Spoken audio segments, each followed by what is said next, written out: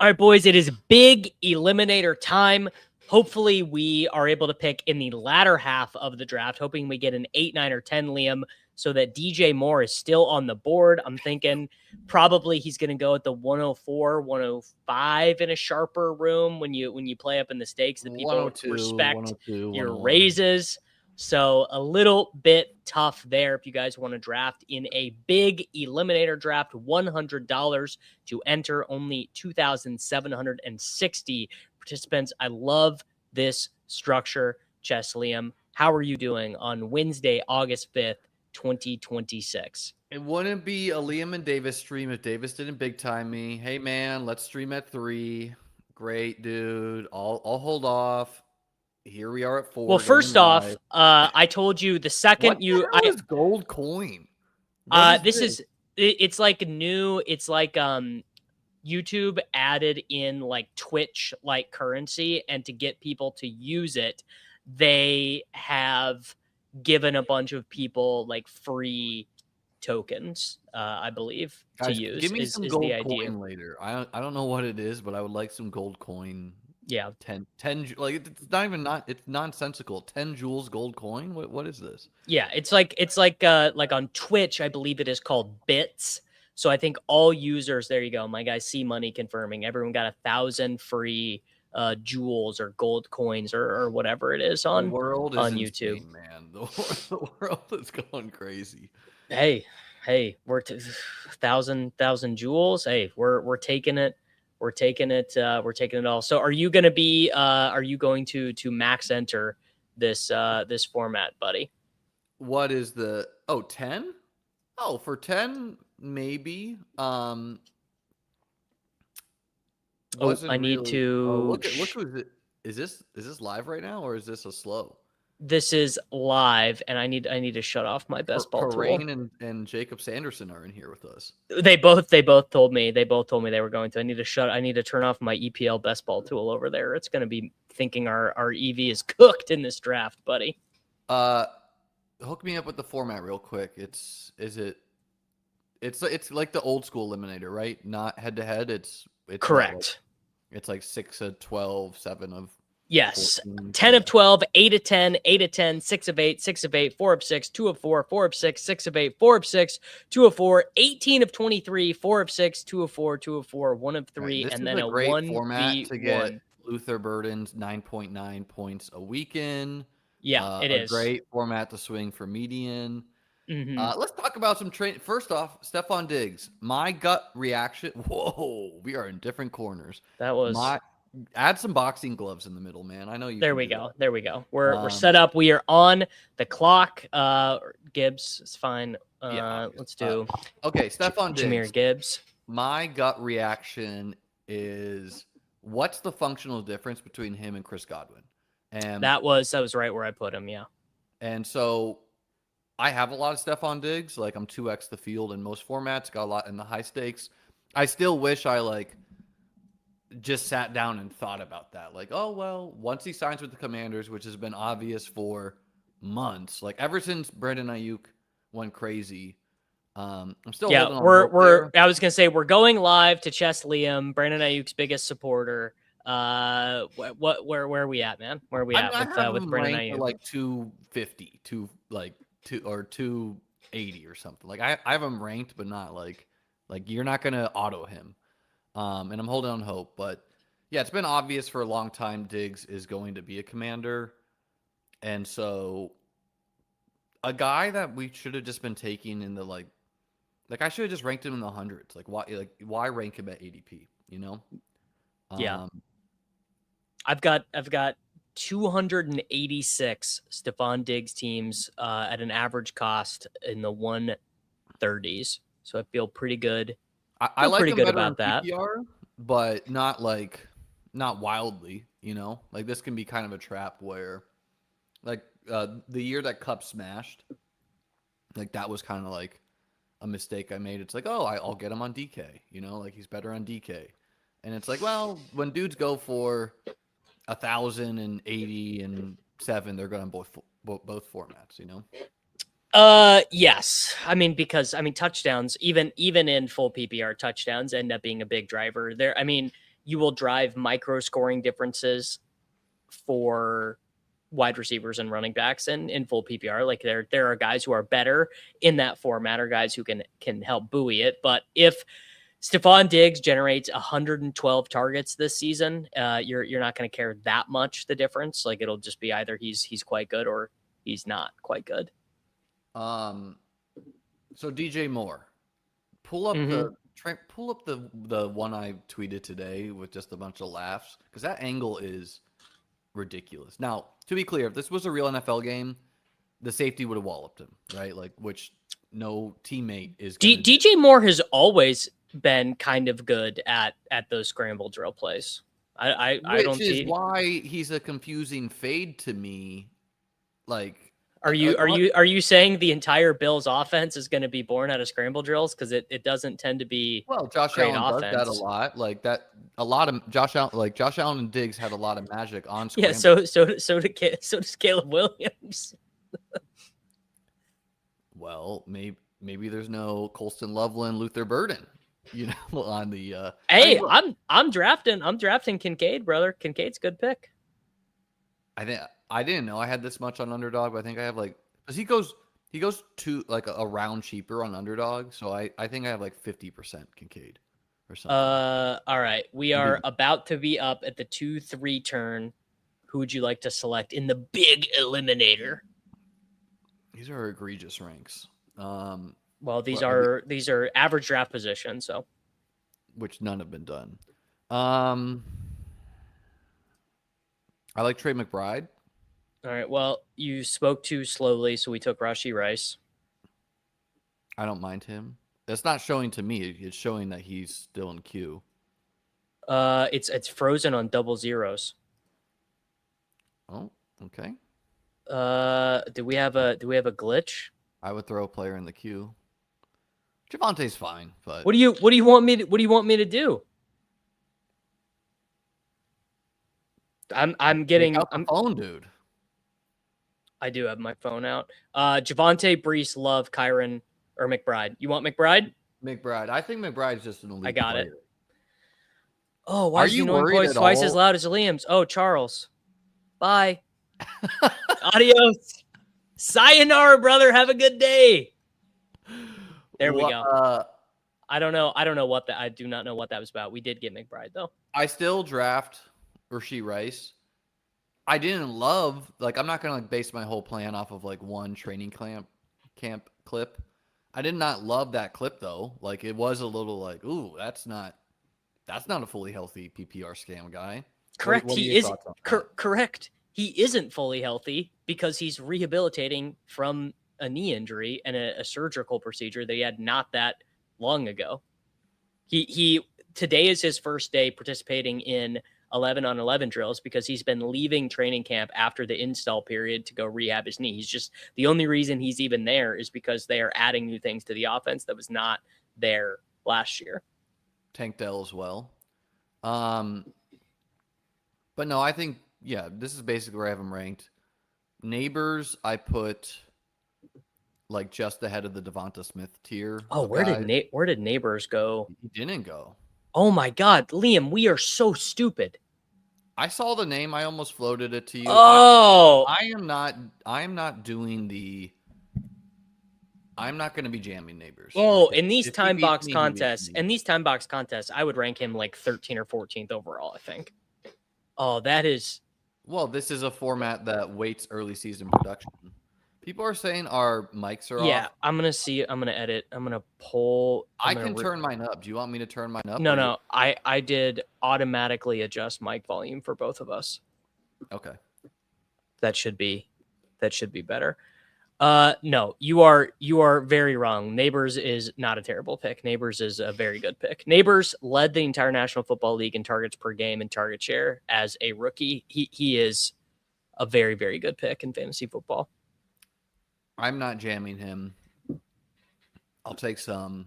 I don't have big FOMO about oh my God, 4th round Nabers. I don't think that's even close to the most valuable cheap thing we saw in drafts this season. I have some 4th round Nabers. What is the most valuable thing that we've seen comparable to prior instances of guys being. Great question. I mean, Diggs comes to mind. Debo Stribling come to mind. You could get Jonathan Brooks. Like I have a 5.55 with Jonathan Brooks and like pick 160. Jalen Warren opened in the hundreds. I'm gonna go ahead and say having the potential number 1 overall wide receiver in fantasy football is more valuable than Jalen Warren. Well, he will not be that. He's just not going to be that. I mean, he has done it. So he was the number 1 overall wide receiver. He was the number 2 wide receiver in points per game as a rookie. Points per game, okay. So no, well, he didn't play. No. He didn't play week 16 or week 17.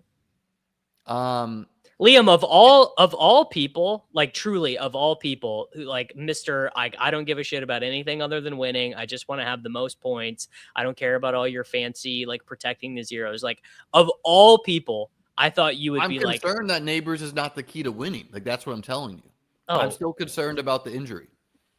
How could you? Come on, man. You're concerned. You're just like you cannot in one breath be like, yeah, I'm not swayed by Rashee Rice looking bad. And then in the other breath be like, Malik Nabers should be going 5th overall. Wait. Well, first off, those are very ideologically consistent, but we will come back to that. Oh my God, T went. What do you want to do here? I like Tet and Mike.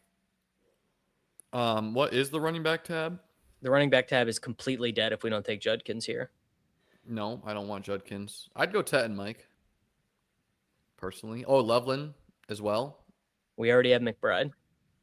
I do it all the time anyways in the Eliminator. That's so bad. That's gotta be like that. I have so many teams like that. Oh my God. We are drafting the 12th place team in our pod right now. Very, very, very talented players, even though they're tight ends. I agree. I take tight ends all the time, but it's okay to take 2 of them. You just do it in a format that makes sense. This is a format where you just need to be top 70%-ish each week. You don't need to be best. It's almost even better in this. No, it's definitely worse in this because you're sacrificing your flex scores is so bad. When Loveland and McBride both score 17, that's pretty good in the flex. I mean, yes, Liam, when I understand the conceit that if you just project this thing that is not going to happen to be the thing that happens, yes, your teams are going to be good. Yes or no? Do you think McBride is an elite player? I think he's okay. I think he's pretty good. I think he's yes pretty or good. No? Do you think Colston Loveland is an elite player? Is he going to be more expensive in drafts next year? That's actually a good question. I haven't thought about that. Obviously, yes. The thing is that I know that Burden is going to be more expensive in drafts next year, and he's a better fantasy player. So Burden he might be more expensive in drafts, or he might be Xavier Worthy range. You know, like I don't think what is comparable about Worthy and Burden. He might Lad McConkey it. He might BTJ it. He might, he's not the first dude we've gotten excited about on the rookie year. And by the way, he did way less than those dudes. And then just flat out disappointed year 2. Yeah, I mean, I guess just so much of the team level decision making, like they jettison DJ Moore, they don't add a receiver in the draft, they don't add Keenan Allen, like they don't have Keenan Allen. They don't ask him to come back. They're not in the sweepstakes for Diggs. They're not in the sweepstakes for Ayuk. I don't know. It would be really the Bears yesterday, and I got Colston Loveland for 2,517. I got Bird. No, I mean I'm just very confident that Loveland is like the way to play the Bears. So I don't entertain anything else.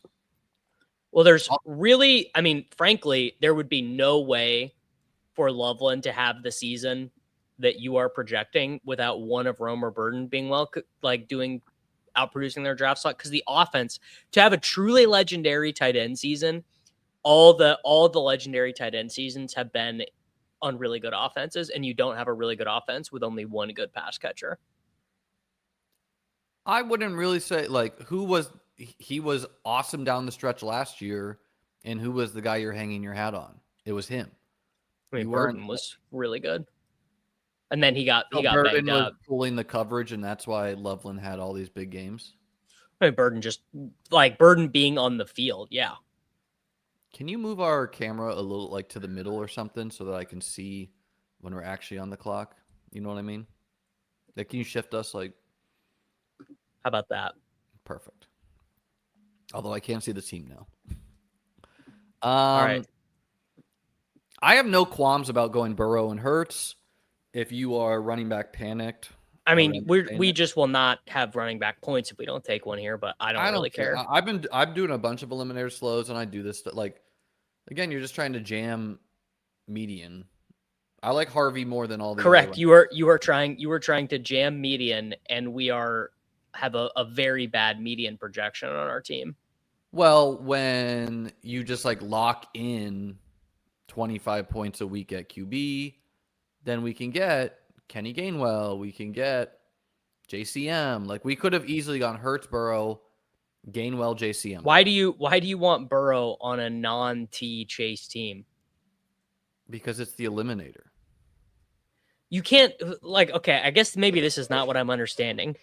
You can't throw out like the obvious like parameters of the game for one position, but then say, well, there's very clearly the parameters of the position is that you should want Joe Burrow non-correlated. Like, either like it seems like you're doing like half the strategy of a BBM and half the strategy of an eliminator. No, I think Hurts and Burrow, like, just two elite. You're in two top 5 QBs, right? But you can only use one of those scores per week. Doesn't matter. I'm trying to use one every week and only have two and have other positions. I wouldn't do it every time. Like, more often than not, I'm doing one, but I do it personally. It's not very logically consistent to me, because you're killing about, like, where's this like BBM?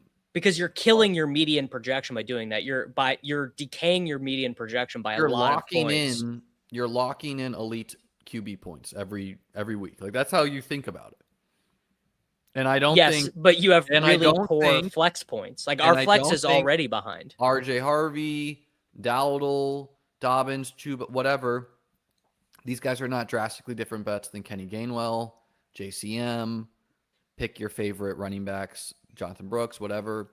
Plus, I don't think if we went Loveland or McBride, whatever, if we went both, like, those dudes are probably going to median project similar to Waddle, J-Mo, the wide receivers going there. Correct, but you only have to start one tight end. You have to start 3 wide receivers, and you have to utilize 3 of those scores every week. You have to. Yeah, and we were going to get Diggs, Jaden Reed, whatever. You're a little more rigid with it. Like, I think people in the eliminator are just crazy, where it's like every draft you got to have all these running backs. So if you are at all running back panic inclined, do what Pat's doing here. Do what the 4 holes doing here. Like, just at all costs, get Jakob. Jakob is with you, saying the raw points matter more, and you want them at quarterback or wherever. Yeah, just like locking in the points.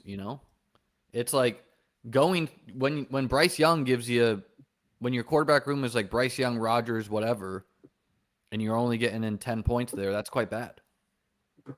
Plus, I think Hurts and Burrow are just like it. When just zoom out for a second. Hurts and Burrow go here. A round later, the quarterback bets are markedly different. The running back bets are not that markedly different than. I think there are still 2 really, really good quarterback bets left on the board. Now, I love Purdy as well. I like Jackson Dart a lot. But I'm quite confident that Joe Burrow, like, what offenses do I want the most in fantasy football? Bengals, Cowboys. Easy. Bengals and Cowboys? Yeah. Elite offenses. Got to take Trey McBride then. Elite offense. Trey McBride is an elite player. You're just not respecting him that way. Like, your Bowers love doesn't let you compute that. I don't like Kyle Monangai at all. I like Kenny Gainwell a lot. Gainwell is, I mean, he's bad, but he's fine. I think he's an Do you awesome want it? pick. I would do Purdy or JCM. Your choice. I'll take JCM because we should recoup some running back points here. I just checked my exposures. I have 3% Rashad White and like 15% JCM. There you go. There's a ball knower. JCM is, I mean, he's underpriced by like 30 or 40 picks right now. The Commanders running back, like I way prefer them to the Vikings guys. I don't want to be doing that. The Vikings guys are so interesting because the offense is like clearly structured to run the ball well, but they've been low on expected fantasy points to running backs because they don't run inside the 10-yard line that often, and they don't throw to the running back that often either.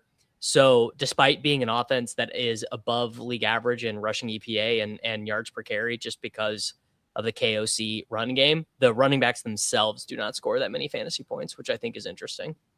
I think the only like real vindication to like be like, yes, I want the Vikings running back is they play the Jets week 17. So if you want to be like, okay, they're gonna beat the crap out of them, okay, fine. That's a good enough reason. And it's ambiguous, so one guy could just be the guy you have to have there. But I way prefer like the upside of Jason, like Kyle Monangai and Blake Corum. Of course, Blake Corum is like an ankle twist away from being awesome, but that has to happen, you know? My quantitative has Blake Corum projected for a lot of yards and touchdowns, like way more than I thought he would. I don't care about Mike Clay's projections at all. Mike Clay had Mike Williams projected for 800 yards in June last year. Before he retired. Yes. So, I mean, no shot at wasn't that 2 years ago, or was that literally last year? That was last year. And that's so funny. And you know what? I've not pulled it up one time this year because of that. Like, because he's just straight up not doing that exercise for us. You know, like it was not like, oh, let's make projections to help me draft best ball teams. It was, let's just get something out there, you know? No, you're wrong about that. It's done in such a way. It's specifically for Davis Matty. No, it's just like normal distributions of what a wide receiver 1, wide receiver 2, wide receiver 3, etc., running back 1, running back 2 would score in this team's environment. He controls for quarterback skill pretty well. He doesn't do a ton of attempting to try and do player level skill that much. I don't think he's making big assumptions too, and he's not that stressed if he's wrong because he's not putting real dollars on it, right? Such as Mike Williams, 800 yards and 6 touchdowns last year. I wonder if Mike Clay plays best ball. It's a good. I should ask him. Ask him. If you work for the worldwide leader, I guess you can. I assume you can. All right, Liam. We are going to be up in 2 picks. We have 1 quarterback, 4 running backs, 3 wide receivers, and 1 tight end. Well, let's play the game first. Josh Downs or Steph Diggs? Downs, but that is yeah, that's wild. I'm very low on Downs. Like I like the player in the past. You would be low on Downs. I'm low on Downs. I'm low on. You would be. I have less Flowers. I just have very little of a lot of players, and I'm just jamming other ones, and it's like 1 year of best ball. Hey, this is a great format for your guy Khalil Shakir.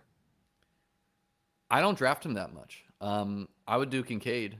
I would like to take Shuck, and I'm cool with Kincaid. At all, by the way, we're on the clock though. Oh, I'm cool. I'm cool with I'd like to take Shuck and then Kincaid. Why don't we do Baker? Because we have Kenny Gainwell.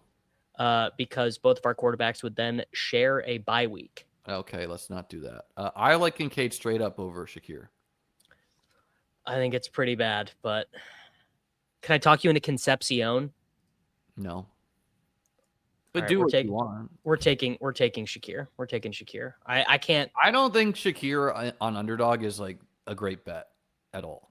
I don't think he is either, but we have 3 wide receivers, and 2 of them, our top 2, share the same bye week.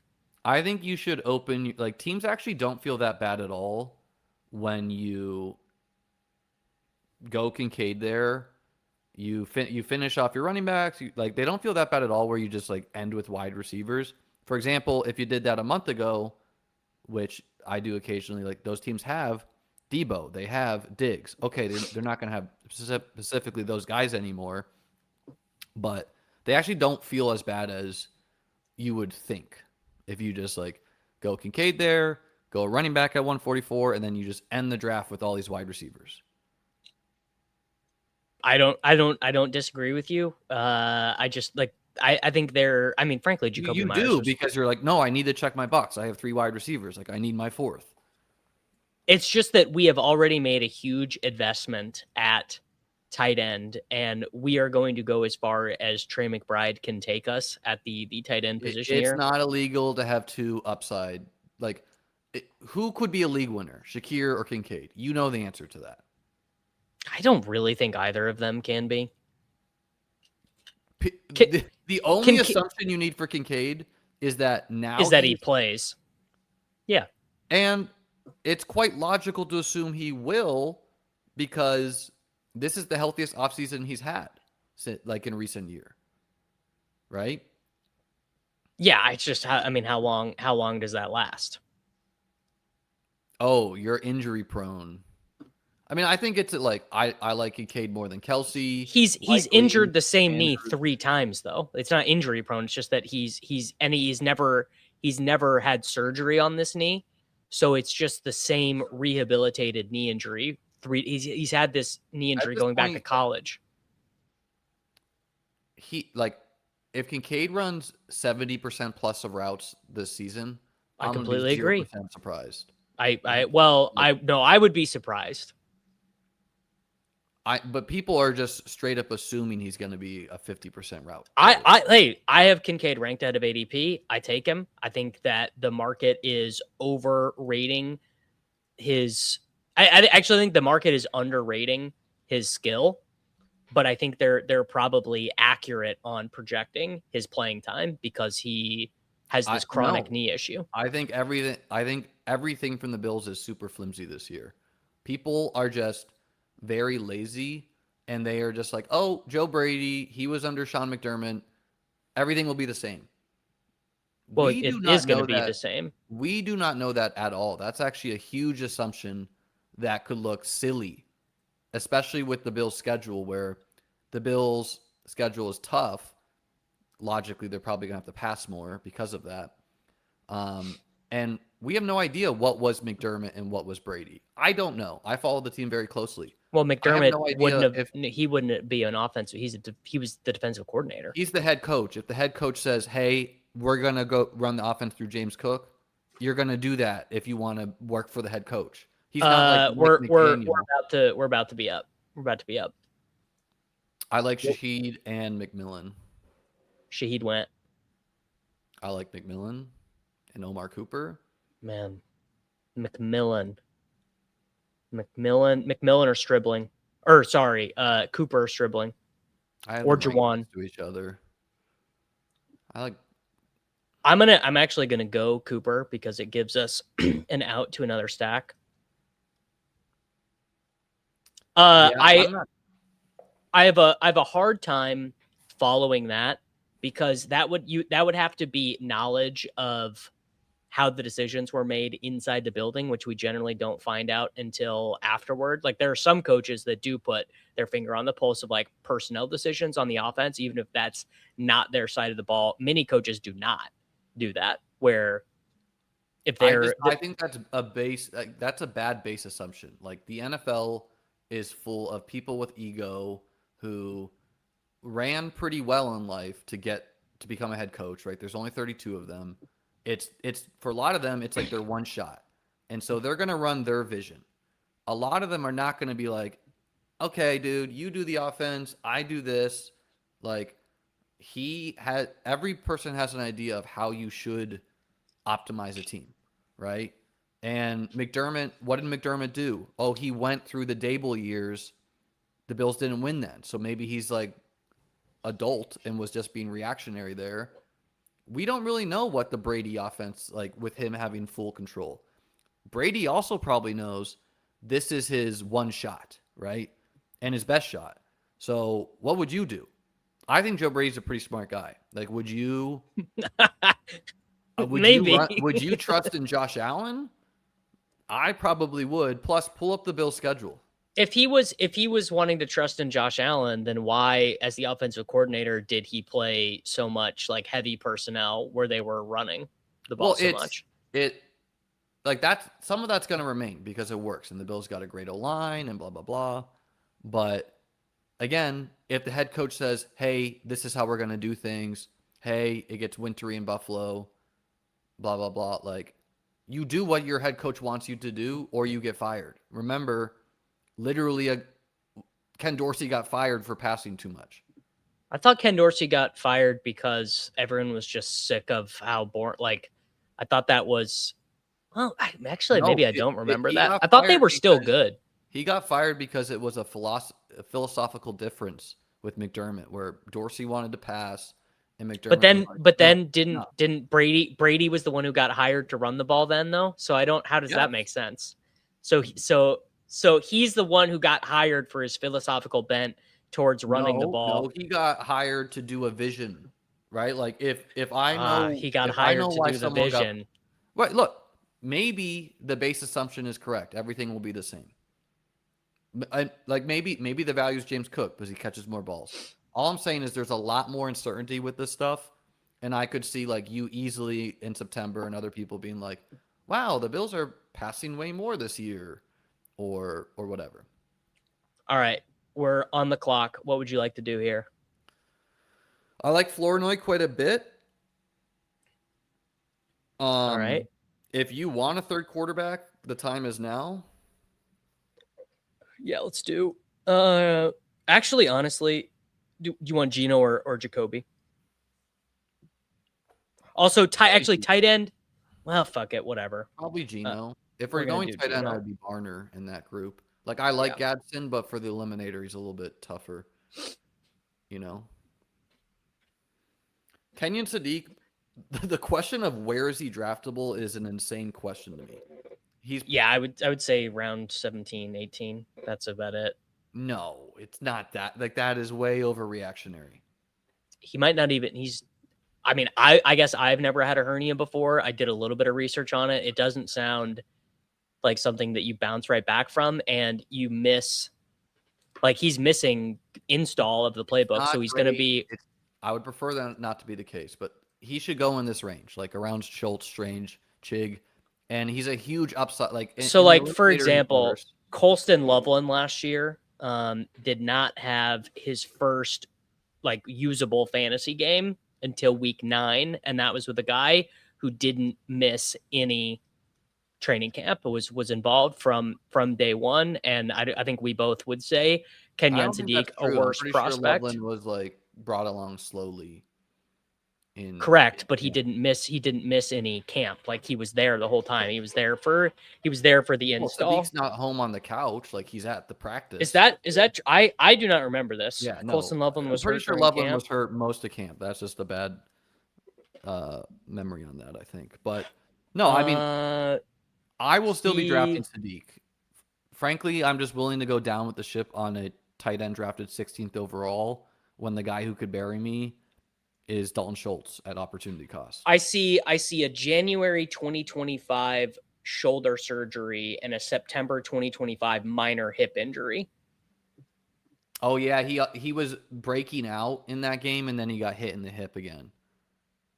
Yeah, so I don't think it's 1-to-1. I could be wrong. I wouldn't. I think fading Sadiq in the flagship contest is like brain dead, because like this is like clear week 1 brain. Sure. Yeah. I think that Tyreek Hill just went. Tyreek Hill just went. In the Eliminator. Scroll up that dude's team. He's got Kittle. Let me guess. He's got Nabers on this team. Yeah, he's got Nabers, Kittle, Tyreek. This man is chock full of peptides and is convinced that injuries are conspiracy. You know, it's funny. Tyreek posted a video on his YouTube channel that was like very, very bullish for his return. And then he went on some podcast like literally like 3 days later and was like, I have no power in my leg. So I'm like, well, what is the truth, Tyreek? Are you healthy or are you not? We are up in one pick. I would love to select Pat Freiermuth here. And then any running back that you think can get us some points, probably. Click the running back tab. Is Blue, Lloyd, Ray Davis gone? Oh, I like All Brian gone. Robinson. I like Brian Robinson just fine. Justice Hill, if you want points early too. Are you good with Freiermuth, or do you want to take one of these other guys? Yeah, he's fine. Njoku's a little bit more upside, probably. Is he? Recap the squad for us. All right, recapping the team. Huge upside. What do you mean? It's just Gadsden's upside, Njoku's upside. I don't think Charlie Kolar's upside. Like I think that's. I will have woke. zero Kolar. Stay woke. Jalen Hurts, Tyler Shuck, Geno Smith, Jahmyr Gibbs, RJ Harvey, Kenny Gainwell, JCM, B. Rob, Rashee Rice, Teteroy McMillan, Mike Evans, Khalil Shakir, Jalen McMillan, Omar Cooper, Ryan Flournoy, Trey McBride, Pat Freiermuth. Slow scroll up for me. Let me just wash over these buys real quick. We have got two joint buys at wide receiver, Rice and McMillan, week 5. 2 joint buys at running back, Harvey and Gainwell. Okay, so yeah, I think we just tack on another running back and wide receiver. Well, we only have one more pick. I know. I think we do another running back. I don't think it really matters, but. Sure. Yeah. The running backs are all obviously very bad. Wide receivers offer more immediate points. But I guess it depends who it is that's available. Who are some of your favorite last round picks now? Jacoby Lane, Kayshon Boutte, Zachariah Branch, Tyquan Thornton. Do you remember when you laughed at me for drafting Kayshon Boutte a couple months ago? Yeah, I'm always happy to react to camp news on stuff like that. I think that's complicated where it's like, is he being showcased to be traded? Because it's clearly a psyop to get him traded, right? Like they're definitely telling reporters. Like if he's okay, Commander seems less likely now.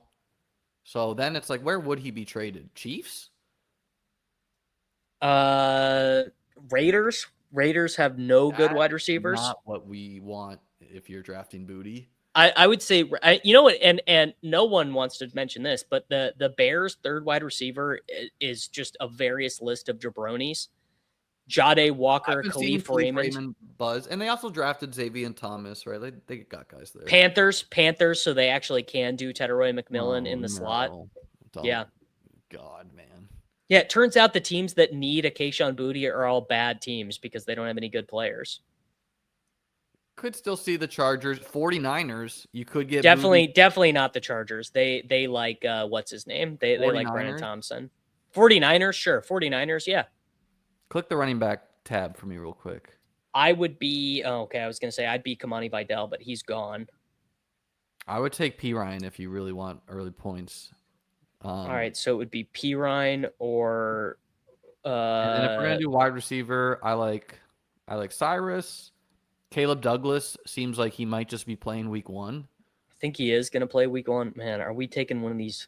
Dude, this is an August best ball draft, man. This is where you get to round 18, and it's just so cooked. All right, it's up to you, man. P. Ryan, man. All right. Smosh P. Ryan. I still draft Jordan James, but I don't like him as much in this format. I mean, Jordan James and Kalen Black both being injured is just so classic. Well, it's good for James that Black also got injured. I guess that's true. Yeah.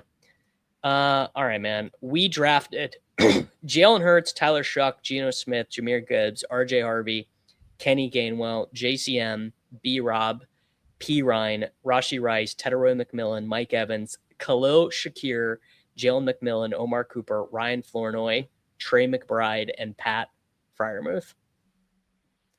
Seems like this team can go 70% each week. It's not our best. The bit I do when I draft my the regular eliminator on stream is I pull up the coin flipping app on Google and I try to guess the heads. And you try to get it 17 times in a row. I try to get like my record is like 8 or something. Like just being like heads, tail. Maybe one time I got like 10 or 12. I don't know. All right, let's do the survival. Are you gonna max drafters? This? Yeah, I'm gonna. This is gonna be like my big project at the end. So, our friends over Drafters, Liam, I'm assuming you're drafting in this contest as well. There is a survival style contest over on Drafters. It's actually honestly kind of similar to the big eliminator where it chops down 25% of the pool every week. It just is much larger, and you get a championship ring for first place, brother. What is your fill rate on the flagships? What, like, my guess is to when they fill? No. Your personal. Like, how many bullets do you have in BBM and the DK? Oh, I think I've got 30 left. Yes, promo code Davis, Mile High Jabroni gets you a 100% deposit bonus. 100% for I think up to I don't know how many dollars, but the reload bonus. I texted Zach yesterday and he did not respond to me. So you know what I texted him yesterday? Make your draft clocks 20 seconds. You should do the same. Yeah. Zach. He asked me, do you think it would be okay to do that mid contest? And I said Underdog did. So yeah. Well, so you can't. What you do is you leave the option for both. No, you can't do that. Yeah. You can't do it because it won't fill. Yeah, it's not. Yeah. You don't have enough volume to do that. Yes. Yeah. So it would need to be whatever. All right, Liam. Where do you think Diggs' landing spot settles? I think he's gonna be a commander. But he is a commander. No, where do you think where would you take him? I'm gonna rank him right next to Chris Godwin. Yeah, like so, one. I'm gonna rank him ahead of Josh Downs. That round already sucks. Like once you get past, like Jaden Reed, whatever. Like pick the player for you. For some people, it's Tucker Kraft. For some people, it's RJ Harvey. For some people, it's whatever. Like I think it becomes. I still like Harold Fannin a lot, but I don't want 800% Harold Fannin, and so it's like ahead of. So I was gonna say this. I meant to say this ahead of Josh Downs. It's so funny because it's a function of how bad ADP is. But like, I would rather have Josh Downs than Stefon Diggs, but I would rather have Stefon Diggs than Courtland Sutton, who goes ahead of Josh Downs. Like it's one of those things where the ranking. Well, that's gonna switch with the blurb about like him maybe being shadow round, which is not. That's not gonna happen. But I took Josh Downs for the first time yesterday. All summer. Liam, next off season, I'm gonna give you my PFF password, and you're gonna learn about yards per route run, and you're gonna it's gonna be. I have drafted Josh Downs every year, and if you want to be generous and just copy and paste all of Michael Pittman onto him, maybe, but I don't know. Not really that afraid of him beating me. Typically don't want running backs there anyways. This is gonna be Liam when I introduce him to advanced metrics. I'm gonna get Liam with the PFF sub, and it's gonna be a brand new world. You should watch my stream yesterday in the middle where I went over my senior thesis research paper that I wrote in college about predicting the success of wide receivers in the NFL. We're about to be up in one pick. I see. I'm not. Whomst would you like to take? Amon-Ra is probably like the optimal pick in this. Well, he went. Jefferson, Taylor, Lamb. I would be Taylor, Lamb, Cook. Jonathan Taylor, fine by me. Yes, although Jacob's point is there is no such blurb. I just fired off a tweet for fun and people took it seriously. No. I read it online. That was real. Ooh, okay. We have a wager. I'll 1-to-1. Hold on. Jacob, what do you want? Jacob, I'm going to send you the StreamYard right here if you want to hop on. Jacob's favorite thing is us drafting together and then floundering to come up with an argument and then being like, let's bet $100 on it. Now, I will legitimately, I will give this to my guy Michael. Josh Downs is definitely one of the candidates of being a psyop from Big Fantasy Football because it requires extrapolating small sample size performance to a larger sample. You know, we do love, yes, quoting obscure stats to sell us on him, then watching him go for 4 for 60 and 0 on Sundays. Especially on Underdog. Like if you have 30% Josh Downs on Underdog, like self-exclude, brother. Like it's half point. Okay, it's half point PPR. What if he scores a bunch of tuds, dude? Plus, there's I understand the reports have been positive on Daniel Jones, but all right, we are up. You have the option of Barkley, Walker, Achane, or Bowers. The most out of this group. You do not like Devin Achane more than Barkley, bro. You are so full of shit. I think I've clicked Saquon 0 times, and I have Achane ranked 12 or 13. All right. Well, I gave you the last pick, so I'm gonna split the difference and take Ken Walker. What are you hoping for with Josh Downs? You hoping for 3.5 touchdowns? I'm hoping for 87 receptions, 1,084 yards, and 6 touchdowns. Okay, well, you can hope in your dreams. You're not getting that. Harbs. Okay, Harbs. First off, Harbs. I'm still mad at you for yesterday. Absolutely, just shitting on me in the big dog. 30% Josh Downs on Underdog. Where did your story with Nate and Sammy start? How did you guys how did you guys become a unit? So we all basically, I will actually give C-list guys. No, I will. Well, kind of. So what happened is we all had.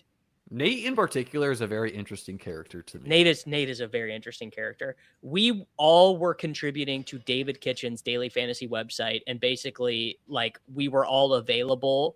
I've never heard of this. I actually did not know this existed. We were all available in the evenings to record podcasts for the next day for NBA and MLB daily fantasy. So at 9 or 10 o'clock at night, we would be like. This would have been 2014, 2015. Damn, dude, you've been doing this for a minute. Yes. You probably have only been doing content for a year or two at that point, right? I think I did my very first fantasy football article on the internet in 2011. That's when I graduated college. Wow. What if Josh Downs has 120? I was going to say show it to 1,500 yards and 15 touchdowns. What if, dude? What if? Jacob, talk to me about Daniel Jones. Are we? What's your vibe on him? Are you getting last year Daniel Jones? Are you worried about that? Let's start there. Wait, I must have this on multiple streams. Why am I hearing an echo? You must have you probably have a YouTube window open somewhere. Oh, this is a disaster. I didn't know Jacob was such a boomer, dude. I don't think I have that. Is it me? I'm hearing it through someone. It's surely not me. I muted you and it went away. All right. I have T ranked the highest here. Oh, it's Liam. Okay, that's fine. I can deal with that. My points are so good. I don't mind hearing them twice. Wait, is it something I'm doing here or is it just my echo or what? Do you have headphones in? No. Never. You podcast without headphones? Yeah, that is crazy. I literally have never had headphones. Davis, is it not driving you crazy as well? It's not hearing it for me. You can hear it's not reverberating, so it must be. Coming from the program with 8 different mic levels, this is rich as hell. I was gonna say, Jacob, it is literally. I don't know what it is about your setup or your room or whatever, but you can hear I'm not reverberating for Liam right now. You're not. How about now? I just turned on my speakers. Is this better? All right, we're golden. Yes. Yeah, we're absolutely golden. We're fucking Matthew Golden. You were asking me if I think Daniel Jones is going to be good this year. I think. Well, not good. What? Yeah. What? What are you expecting there? I'm expecting Daniel Jones to look like he did for the 4 games after teams had figured out the gimmick. Basically starting from the Pittsburgh game. So I think that we got away with a lot of very simplistic offense that was pretty easy to figure out, and teams eventually did. But I do think he'll be like healthy enough and productive enough. Mostly, I just think Josh Downs is going to be the pretty clear number one for the team this year. Do not ever mute me again. I'm gonna mute you unless you put headphones in. I'm muting you while Jacob is talking. Okay. So I'm Loveland there. Okay. What was I gonna say? Okay, so I don't think people can just copy and paste Downs or Pittman stats onto Downs because isn't Tyler Warren going to eat this stuff too? Plus, in the flagships, I don't really love the Browns passing, like Colts passing game against the Browns. I do get that granular. Like that seems more like JT just. The Browns defense is horrible. Yeah, it's going to be JT just nuking it up. That's JT's 40-point game. Yeah, I just fundamentally don't believe in caring about week 17 matchups. It's like 17 weeks in advance. Have fun staying poor, dude. I'm trying to help here. That's just like not a thing that I will ever care about. Like we had the most exciting game of week 17 history was a fucking Jets Browns game. Like it's fine. It's a super El Nino year, so like the Browns weather won't even be bad. I mean, I draft JT. He's the most expensive Colt. That's kind of I draft JT. I draft Daniel Jones. I don't take Tyler Warren that much because I don't think he's that like functionally different from Harold Fannin. Like I like that tier of tight ends way more. This is actually good for us, Davis, because Jake and I haven't potted this summer. We haven't at all. So I have no idea what you think. We can hash out some takes before we collide. Before you do, to be clear to Josh Williams, when I said Josh Downs would be the one, I obviously didn't mean he would get more touches than Jonathan Taylor. Liam, it's like pretty clearly not what I meant. I'm begging you, bro, just for this stream. Will you find some headphones? I'm begging you. I literally just moved in this place and I have boxes okay, actually I can get my air. It's gonna take me a long time, guys. Is it really that bad? It's bad, and people listen to this as a podcast later. This is why don't you just mute when I talk and then unmute when you talk? I'll go find my AirPods and try. Let me ask my girl. Maybe she's got stuff. Who doesn't podcast with headphones? It's completely insane. Dave, you pod with me all the time, and I have never ever had headphones. I have a $600 mic with an audio board. I guess you guys don't believe in Aaron Rodgers wired headphones, do you? No, I don't. Well, I guess what I don't understand. I don't know if I do either. I don't understand why the quality of mic would affect whether the audio comes through Liam's speaker or not. Oh, please mute him now. He's not even here. Frankly, I have no idea. I have no idea. It actually could very easily be a StreamYard issue. So whatever. But we just drafted one of the world's worst big eliminator teams. So shout out. That was a pretty fine team. Shout out to you guys. I mean, look, anytime you are forced to take Samaj Pirine in a fantasy football draft, it doesn't feel that good. Well, the eliminator makes 18 round picks feel so much worse because you kind of lose the ability to dream. Correct. Yes. I mean, that is something I have anecdotally noticed for a while. Also, we're just at a time of year where the round 18 picks are way worse. Like, because we're starting to get the information that we're going to get in season that I'll do a pick that makes Liam happy. I'll take Parker Washington. Nice fucking pick. Talk to me about TreVeyon Henderson. Are we like full red alarm, like scared about TreVeyon Henderson and this pass protection stuff? Well, no, not at all. I feel like it's pretty baked. It's at the very least it should be baked in that he's not going to be playing in pass pro situations over Ramondre Stevenson.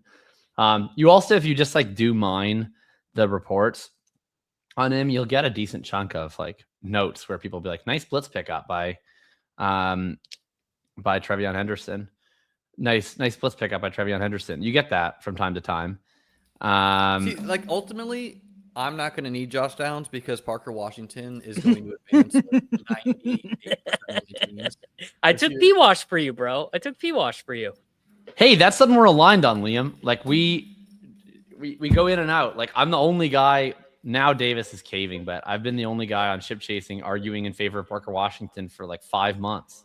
He's my highest drafted player. Why do I still hear an echo? What is happening? I'm not connected yet. Give me a Oh, second. that's why. Jacob, I didn't know how to interpret your Gainwell or your like Grinch face. Was that pro Gainwell or pro Bucky? No, definitely pro Bucky. That's what I thought it was. Gainwell is one of my highest drafted running backs. Yeah, that's unfortunate. I like Bucky too. I can't look, Liam. I can't have you telling me I can't draft Josh Downs. Oh, here we go. Zach must be watching because he said the reload bonus is live. Davis 10 for a 10% reload bonus on drafters. There you go. Davis what the 10. hell, Zach, dude? I want 12%. There you go. There you go. No more. No, people are saying no more echo, so we're locked in. How about this? Hell yeah. Wait, really? If I'm you not even guys connected yet. If you guys both hang around to the end of this, I'll do. So I don't need these at all? Well, no, you're fine. No, it's echoing. Put him back in. Put him back in. Get your fucking substation in your ears. Get the substation in. I'll toss in after this one. If you guys want to hang around, I'll do a big dog. I'll toss a big dog in. Hell yeah. Oh, hell yeah. All right. Wait, so why don't you guys want to be in on PPR scam Kenny Gainwell?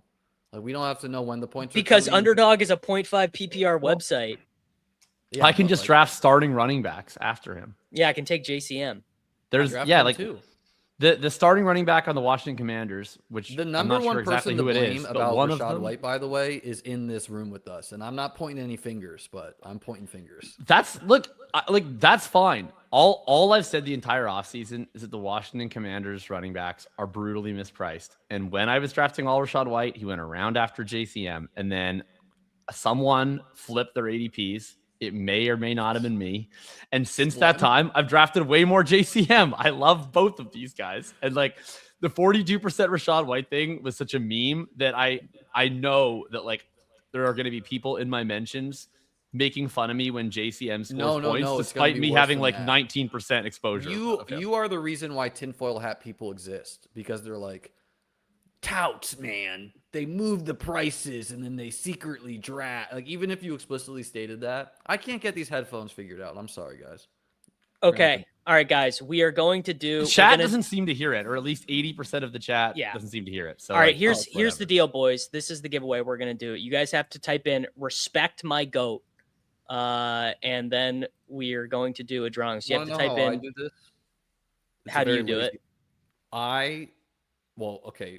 You have a way better system, actually. I just throw on a 15-second timer, and then I tell the people to spam their username, and at the end of the timer, I highlight the bottom one. All right. Everyone has to type "respect my goat." Liam, we are on the clock. We have Jaden Daniels, Jonathan Taylor, Ken Walker, T. Higgins, Lad McConkey, and Parker Washington. What's life like to not let Josh Downs here every time? Stefon Diggs? Stefon Diggs, dude. We got Jaden. No. You know what, Liam? I don't care. Fine. You just need to go. I'm Diggs over Downs. Where are you at on that, Sanderson? Like, Josh Downs is the best pick on the board by like so many rounds. Like, you just said that you've liked this guy in the past. He's the only issue he's had in his career is routes. Like that issue is finally no longer an issue, and now you're out. Like, that doesn't make any sense. I am a price guy, not a player guy. And when he goes next to Jaden Reed, that doesn't feel so great to me. Wait, so you want to take... So there's two really talented players who have the same fundamental issue, which is routes. And one of them is in line to run every route, and the other one is in line to keep the same route-limited role he's always been in. And you want one of them, when he hits, I think, is going to Are you good? Are you good with Jonathan Brooks right here? I would be Rico or Godwin or Brooks, yeah. All right, we'll take Rico. All right, everyone. Gainwell won pick 77. His ADP in drafters is in the 80s. Someone heard you say it. All right, give me all right, guys, 2 minutes. 4:08 p.m. I'm gonna click the choose a winner button. So respect my goat for 2 more minutes. And that'll teach people to respect Chesley. Gainwell is a classic. Feels good in August pick, and then the game start, and you're like, dude, I just drafted freaking Samaj P. Ryan in the 70s. It is the blurbs most have been actually Samaje quite Perine on the positive. Denver Broncos I've ever seen, where it's like a guy who's been a nothing burger his whole career, flashes for one season in a scam offense in the most unsustainable way imaginable, and now everyone's pretending he's good at football, and he's not. I agree with that their plan is to use Kenny Gainwell. They're going to realize really quickly that's a stupid plan, and then they're just going to use their good players instead. My take is, although I was quite shocked with what Kenny Gainwell did last year, you do not go out and sign him if you do not plan to use him somewhat similarly. I think they plan to use him a lot. I think that they will eventually realize that that's a bad plan. I don't really think so. They got an elite O-line. I like it, and don't get this is not like a negative Bucky. But take. Baker is not going to be the same check down Charlie that Rodgers is. Like, he'll throw to the running backs, but it's not going to be 40% of his aimed passes. He might. He might, like, McMillan going deep, Godwin across the middle, check down to Gainwell. You have Igbuka, Godwin, and McMillan, and 40% of your passes are going to be aimed to your 2 running backs. I'm calling cap. Rodgers degree, but yeah, I'm drafting Dowdle, Warren, Gainwell, being like, 2 of these dudes are Gainwell had like he legitimately had like an 18% target share last year. It's going to be like an 8% target share. You guys don't remember that London game where he was like the best player on the field? He looked good, and it was shocking. But like I didn't remember that game, guys. Okay, but like history is littered with guys who like come in and randomly pop in their 5th year and then go back. Like Damian Williams also looked like the greatest player in the world for a month, and like then he didn't anymore. All right, 408. Choose a winner. Hallen X, following status unknown, 1 user entry. Hallen, message me or message message the Drafters account. Oh, is that Hallen? Is that the goat of 5 for 5? Yeah, it is. He like had to make us change the rules to our trivia game because he's so good at it. Probably because he cheats on Google. All right, there you go. One survival ticket for Hallen X. I was at a bar trivia the other day, and I almost threw hands because it's, it's a bunch of old heads, and it's music trivia, and this girl blatantly Googles the answer and runs up there. No, dude, that is jail. That's jail. I saw her again there the next week, just glared her down. I was like, I wanted to Google it and then give the prize away to someone else, Let's talk about Alec Pierce, because I've been drafting him a lot. We can take him as we take Patrick Mahomes, bro. Well, that makes sense if you're. It makes sense to play week 1. If you're out on Downs, it makes sense to be in on Pierce. I like Pierce way more than Downs. Yeah, I think that's crazy. In one sentence, you can't be like, Gainwell better on PPR. But then also be No, I didn't say better on PPR. I said better on someone else's team. Oh, God, man. Davis was the one trying to format Nog. I believe in things. I don't take Gainwell anywhere, any format. See, Davis, this is why I have people spam their username. And then I just DM the Drafters account. Okay, Zach is in the chat, and he said, you're giving him extra steps here, man. You'll never learn ball, man. You'll never learn ball. I'm literally telling them to respect you, and you're mad at me. I'm saying respect my goat. He put his username in the chat. He said HM14TW. Simple process, brother. Look, here's if you want to get into like the weeds, you got to go on. JCM. I think Downs should be going amongst the like Matthew Golden, Worthy, these types of guys. Well, he's going like 4 picks ahead of Kincaid, Liam. Worthy or Kincaid? Probably J.K. Dobbins in this format. You're with one of the greatest J.K. Dobbins truthers of our age, right below you. This man believes in, and actually, I was going to say this man doesn't believe in many things, but Jacob actually has a lot of big ideological concepts that he does. Yeah, I have so much Harvey. I have a ton of Harvey. I have way more Harvey than Dobbins. I believe in the Denver Broncos backfield, but I think they all have cases. Harvey's the one I take most often. I think Bo is also probably just not going to be as mobile this year, and he's going to be checking it down to Harvey more. Like, they're going to look at that Rodgers offense and be like, okay, start of the year, you're going to be Gainwell here, Harvey. I mean, that's kind of the role. That's kind of the role he was used in, anyways. I remain You want to know a player I haven't ideologically. drafted almost at all? I'm with Who? 2 guys who draft 0% of so For- many guys. Well, yeah. Yes. If I was to play the game Jalen of guess who I Waddle. haven't, okay, that's fucking stupid. Like, good luck being poor this year. It's just yeah, Liam, that Take is a year off. look. Just steal my line, Jacob. It's a so good thing bad. you won a lot of money. 'Cause I have Waddle. I don't even know why at we're the- discussing other I players. have some Waddle because your teams year when he is was going over. round 5 at the end of round 5. Like, You Congrats, guys are man. just waving Bo Nix breaking every ligament in his leg in the actual. He's already NFL cleared. playoff. He's already at yeah, camp. he's like fine. practicing Yeah, with full. you know Looks who else great. was at camp? Rodgers off the Achilles. Like these guys just they tend Okay, not to look we the all same. knew Aaron Rodgers was lying. Come on, Rodgers dude. was We all like knew. 40. Yeah. Bo Nix is actually 5 years older than his stated my birth God. certificate. Wow. All of a Okay, sudden, Bo someone believes in the Tejada is- spreadsheets. All of a sudden, my guy Sus is deep in the spreadsheets. It's always great when someone adds objectively. Like we're all just like firing off takes, and it's like, look, you guys subjectively are wrong, but I objectively am correct. How many points is Waddle gonna score when he's locked down by 300. Christian Gonzalez? 300 points. dude. 0, because he's never going to see Christian Gonzalez because he's going to play slot flanker, and Cortland Sutton is going to get Gonzalez. They're mugged, and gonna Waddle's gonna get waste free releases Gonzalez on every on single Sutton. play. Okay, fine. Then Waddle's getting double teamed. How are you going to double team a guy who's constantly in motion? He's going to be unguardable. He's moving all around the formation. Why would we draft the Broncos wide receiver 1 over the Bills wide receiver 1? Because the Bills wide receiver 1 is available in like the 120s, so you can just get him later. Oh my God! You guys both need to admit right now the heat on the DJ Moore fade is feeling a little hotter. So right It's fucking feel. I've washed. never felt Liam, less like, hot. why would I like? You have to realize, like, Shakir I've been is much better 0% in of DJ PPR. Moore. now. I've had 0% of DJ Moore for 2 consecutive years. Been unequivocally correct about that for 2 consecutive years. Why would I be scared now? You know who's really gonna feel the pain? You know who's the number 1 DJ Moore believer actually for like a long time now? Because I've been very underweight Moore as well. This guy up here, Davis probably. Oh, had Davis is going to 40% feel like DJ a Moore. massive bonehead if DJ Moore hits this year, and he's So just like jumping off DJ Yeah. Moore when he goes to Josh Allen, and it's not even just like the highlight of him torching the secondary.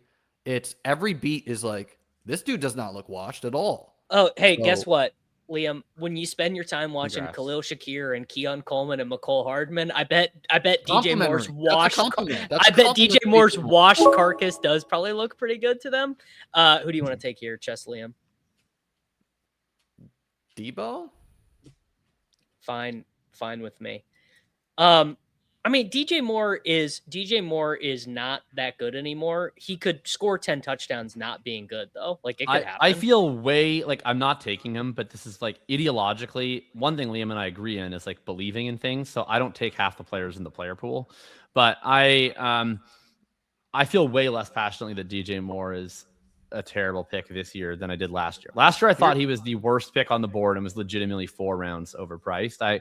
This year I have him like a half a round behind ADP, which is enough for me to never take him, but I don't get feel it it in is managed. ideologically opposed.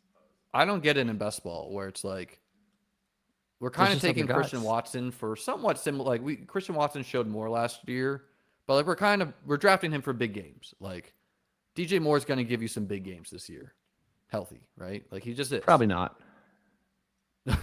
He's going to have no games above 10 points. Well, I think he'll have like a game above 10 points. Yeah, I think we have a Here's slightly some higher players- bar for a round 5 pick than can you get one game above 10 Here's points. some players I would estimate I have less than 1% of.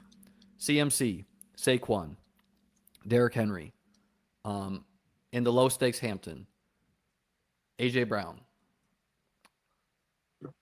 Nabers at his current price, but in round 4 I got some teams. Brees I'm probably light on. I got some. Zay Flowers, Waddle, Ladd, Cam Scatterbo I have 0. Do you sort by reverse yards per route run when you rank wide receivers? First of all, Like it feels ideological. I'm quite It's like confident this is literally my best every year. single good receiver. You're just like, nah, wave.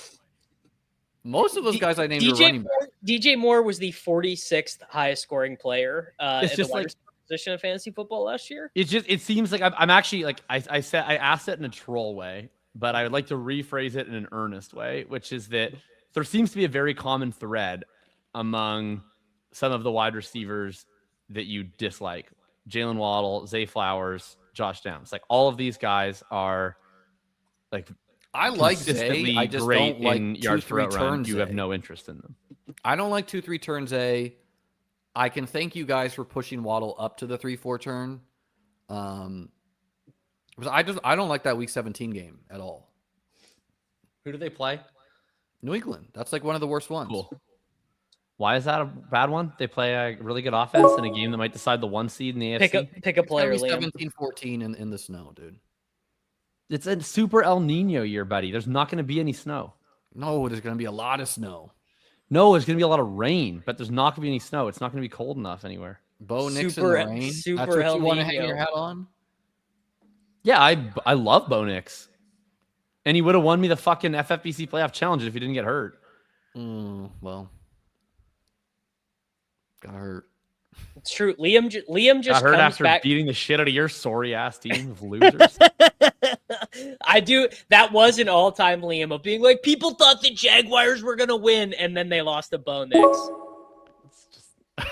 The Jaguars were the incredibly second best predictable. AFC team last year, I think. Still. And you think that the Bills were the best in this world? Yes, obviously. Look, hey, Liam, Brandon it's Cooks caught that ball. Maybe 1 year if the Bills were the best team in the AFC, they'll win the AFC just once. This is the year, man. DJ Moore. Because it's remarkable this how the is Bills. the year. This because is the Liam, year. it is. You got to admit, like it's one of the most impressive streaks in the history of sports that the Bills have been the best team in the AFC for 6 straight years with 0 AFC titles. That happens all the time. Dan Marino and the Dolphins. You're just too young. You don't remember like the cyclical nature. And really, I just know that not a single time after the Colts flamed out in the playoffs was I like, we were the best team this year. Yeah, because no, who were we your fucking quarterbacks, suck. dude? You didn't have the best Manning. players. Peyton Manning, ever heard of him? He's not Josh Allen. I was gonna say that's actually a very good comp. Peyton Manning, Josh Allen. Yeah. Who were your quarterbacks about Peyton Manning? Is a I bit thought you that were only talking Liam about is capable of. recently. No. In earnest, Curtis Painter, Jacoby Brissett. I do think the NFL playoffs is like, I think the way casual people view it is like whoever won the Super Bowl was always the best team that year. And there is Liam, way more rock, paper, scissors randomness in the actual NFL playoffs. If there's always rock, paper, scissors randomness, then why does Mahomes always win? Same thing with Brady. Like, yeah, like some of these teams, like, well, they could have lost maybe some that guys game. can put their thumb used on the to be- scale. I used to be a Bills supporter when I thought that they were like a smart team. I think that the Bills actually have a lot in common with my most beloved team, which is the Toronto Maple Leafs, in that they were at one time a smart and talented team who failed, learned the wrong lessons from their hockey failure, stuff. and then just like chose to be doltish repeatedly. We just lost half our viewers on the hockey reference. Jacoby or Gino, Correct Liam? reference. Oh, never mind. Gino went. Whoever has a Jacoby it lower is. yards per route run. I like how Davis is just making the picks and we're just chatting. That's We're fine. hey, we're vibing. We're about to do a $500 team, and Oh yeah, that's right. Like Um, if Joe Brady surprises me, by the way, and he comes out. Jacob, I wanted to talk to you about this because I said this to Davis. I think Joe Brady's a total moron. I think that's big time wrong, and probably also Shocked. one of the reasons why. Like, Have you ever had a negative take about any Bill in the history of your life? Yeah, you know who the guy who'd have a negative take about? It's probably McDermott. Where, and this is true. Look up the starting Bills defense last year. Like 9 of those dudes are out of the league right now. Like unsigned, you know. And I think people are just copy and pasting last year because they're like, oh, Brady's the same. It's going to be the same. We have no clue about that. This could be way different. Plus, Davis refuses to pull up the Bills schedule, but I'll just read it. Like, these do not profile as you are definitely right that I refuse to pull up the Bills schedule as a reason to give you. Well, this is a micro edge that most people don't consider. Lions, Chargers, Pats, Rams, Ravens, Chiefs. Or just listing teams. Pats, Packers, Bears, Broncos, Like, What these am I are supposed to be taking away from this, Liam? I know nothing about these teams. It's not they're not playing the Jets every week. The best thing about Liam is he will use literally the same evidence for different cases whenever he wishes. So literally 5 minutes ago, we can't draft Jalen Waddle because they play the Patriots. 5 minutes later, you have to be on the Bills. They play the Patriots because they play the Patriots twice. What? Well, the Bills' offense is way better than the Bills' offense is way better than the team they just lost to in the playoffs. Jacob, as a big fan of the possession arrow is squarely in my camp with some of the takes you made us do last year on our main event. You ixnayed me on Judkins. You ixnayed me on Jalen Warren or Tyler Warren. So, argue with the minutia. I'm just telling you what's going to happen here, folks. And all right, I am gonna go sit in. Big dog. Here's what I'll say about Waddle. Like, this there is you go. Tell your friends. Tell your friends in all your discords. Do your friends include me and Liam? Should we get in this? If you want, I don't care. It's absolutely not when Davis is going to float the equity. Yeah, this one equity to us. All right. Yes, this one is site credits, site credit mogging. Amazing. So here's what I would say: like, year after year, this is an edge where a lot of these wide receiver bets are similar, and we simply choose some of the guys to go in the second round and at the 2-3 turn. And like some years we choose T. Higgins to go at the 4-5. Some years we choose Devonta Smith to go in the 5th. Last year we chose Olave to go in the that's why Olave was my highest. Yeah, that was ridiculous. Yeah. So Waddle is somewhat similar. Like he was the same thing when he was going in the 5th at the end of the 5th, but now he is going at the 3-4. So like now you're paying for that. Like, and I'm just he should be going at the 2-3. No, like I like Jameson Williams more. I like Mike Evans more. I like Garrett Wilson more. I like DJ Moore more. I'm simply going to go down with Josh Allen's wide receiver one, who they like handpicked and is getting buzz over. Handpicked in that he was available. He was a man. Yeah, he was a man who was the Bears available. were like, would anyone let me guess? Guy? You were the guys laughing at the contract, which is now like a giga deal compared to Alec Pierce, Romeo Dobbs, the DJ Moore, $500 million. The DJ Moore contract is a giga deal. And I mean, of course, the Bills had to do this. Like, it would have been malpractice to not go get a guy. They could have done. They definitely had to get a guy. They could have gotten Deebo Samuel. They could have gotten anyone else. Do not put your chips in on Deebo Samuel. Like, that's not what. No, that's not what you the don't Bills put your need. chips in on Deebo. They should have gotten Jalen Waddle. That's what they should have gotten. Yeah, they should have gotten Jalen Waddle. We never knew. Like, people.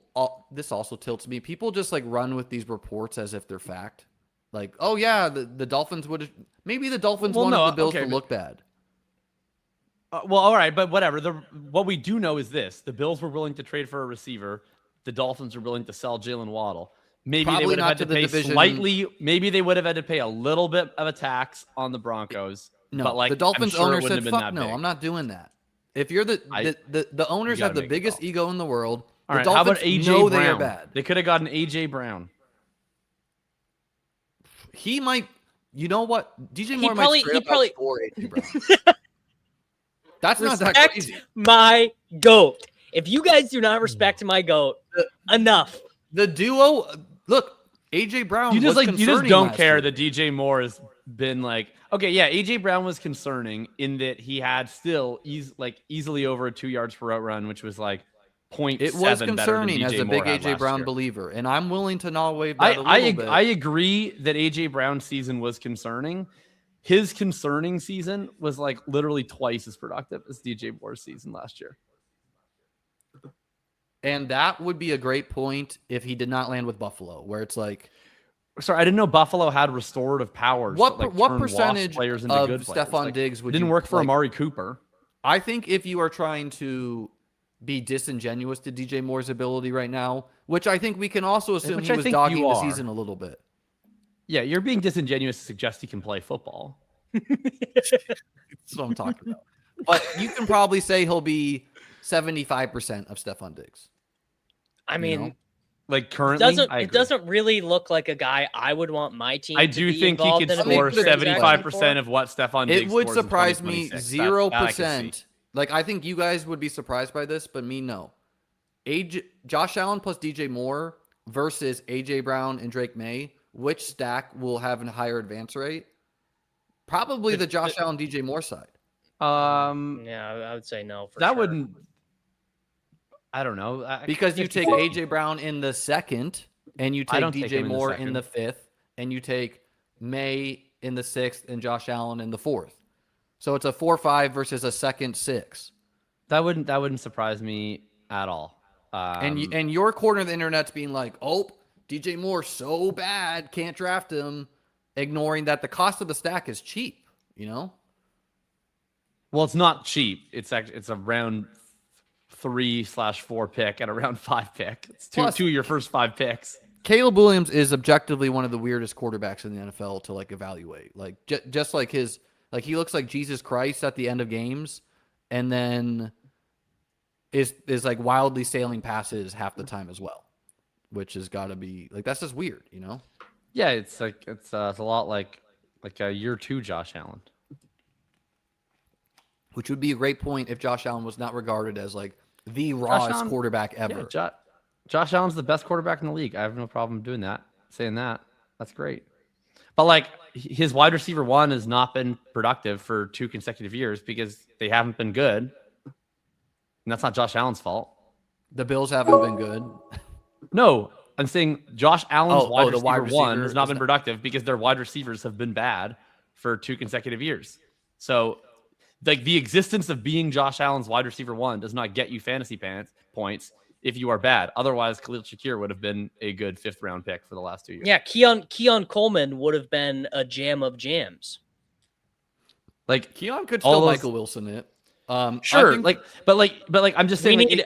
One second, we need 4. It cannot simply be true that Josh Allen's wide receiver 1 in the 5th is always a good pick when literally Josh Allen's wide receiver 1 has had virtually no meaningful fantasy production for 2 consecutive years.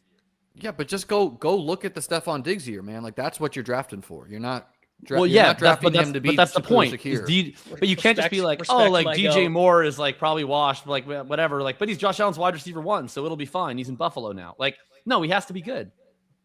Shakir was bad. And are you moved by the Luther Burden drumbeat? Only because no, I'm not. I've never been moved by a drumbeat in my life. Well, that's probably wrong. Like we should be moved by some drum beats. Like the drum beats are not I'm always... kidding. But no, I'm not moved by the Luther Burden drum beat. I'm moved by liking Luther Burden. You were moved by the Parker Washington drum beat, right? A little, but I was already just drafting a lot of Parker Washington. So we just trust Brian Shipley or Shipley, whatever, who said I wasn't. BTJ was behind Gabe Davis, but the Bills beats are untrustworthy. No, I'm not. Well, okay, so I'm never moved by drum beats that are like, this guy looks good. I just don't care about those drum beats. So like, well, it was it could have been like DJ Moore's like, yeah, he's not that guy anymore. Like, ooh, I guess, but like that would describe 1% of preseason drum beats, which would be this guy looks bad. You almost never hear that. I'm not moved by the Luther Burden drum beat. I'm very high on Luther Burden, but I was high on him the entire offseason. I was also high on. I know that, and that's a weird take. I'm just choosing Loveland. Well, we are aligned on Loveland. I'm very, very in on Loveland. He's literally my most drafted player. The Parker Washington one, I was drafting all year. I am moved up from him recently, but it's not because of like he looks good. Brian Thomas is also getting he looks good drum beats. But what I do care about with Thomas or with Washington that I think is meaningful is the report that he would lead the wide receivers in snaps, which like I agree, you can't just take that to the bank, but that matters to me because that was not the case last year. Even when he was hitting down the stretch, he was still coming off in 12 personnel. So reports that he's going to stay on the field, that matters to me at the margins. And the reports that Hunter is learning outside wide receiver is also bullish because that means he can kind of take anyone off the field. Sometimes I think you get caught up on like this guy's good, this guy's bad. I do get caught up on that. You know what? He does get caught up on that. How many games do you think DJ Moore will have above 20 PPR fantasy points? 2, maybe 1 or 2. that's egregious. Like, and within a round of him, it go and say this in the chat, guys. Here, Davis, I'll help you with some streaming tips. How many games do you guys think DJ Moore will have above 20 fantasy points PPR? Because within a round of him goes Marvin Harrison. You know, like the answer is 17. That's not where I'm at. Like, I acknowledge that DJ Moore had a bad season last year, so I'm not. And I the year don't have before. like. I'm not jamming DJ Moore at the expense of everyone else in the fifth, but it's probably like he'll probably be around like a fair line's probably like 5.5, something like that, 4.5. And I'm very confident he'll have some giga nuke games, which we care about the most in best ball about. Two more for this big dog. BT dubs. Chat saying. Yeah, I mean, I honestly like I've tried Four to to 6. He had 3 in his terrible year last year. He had 3. No, he had a good quarterback.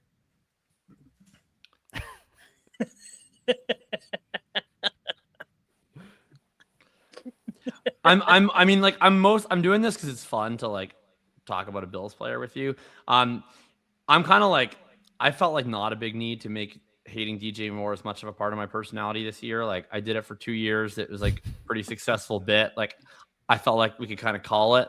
I obviously I don't click him, but I do think he's way less egregiously priced this year. And I think that most of the I'd be with you, man, but he's not. He's gonna catch passes from Josh Allen.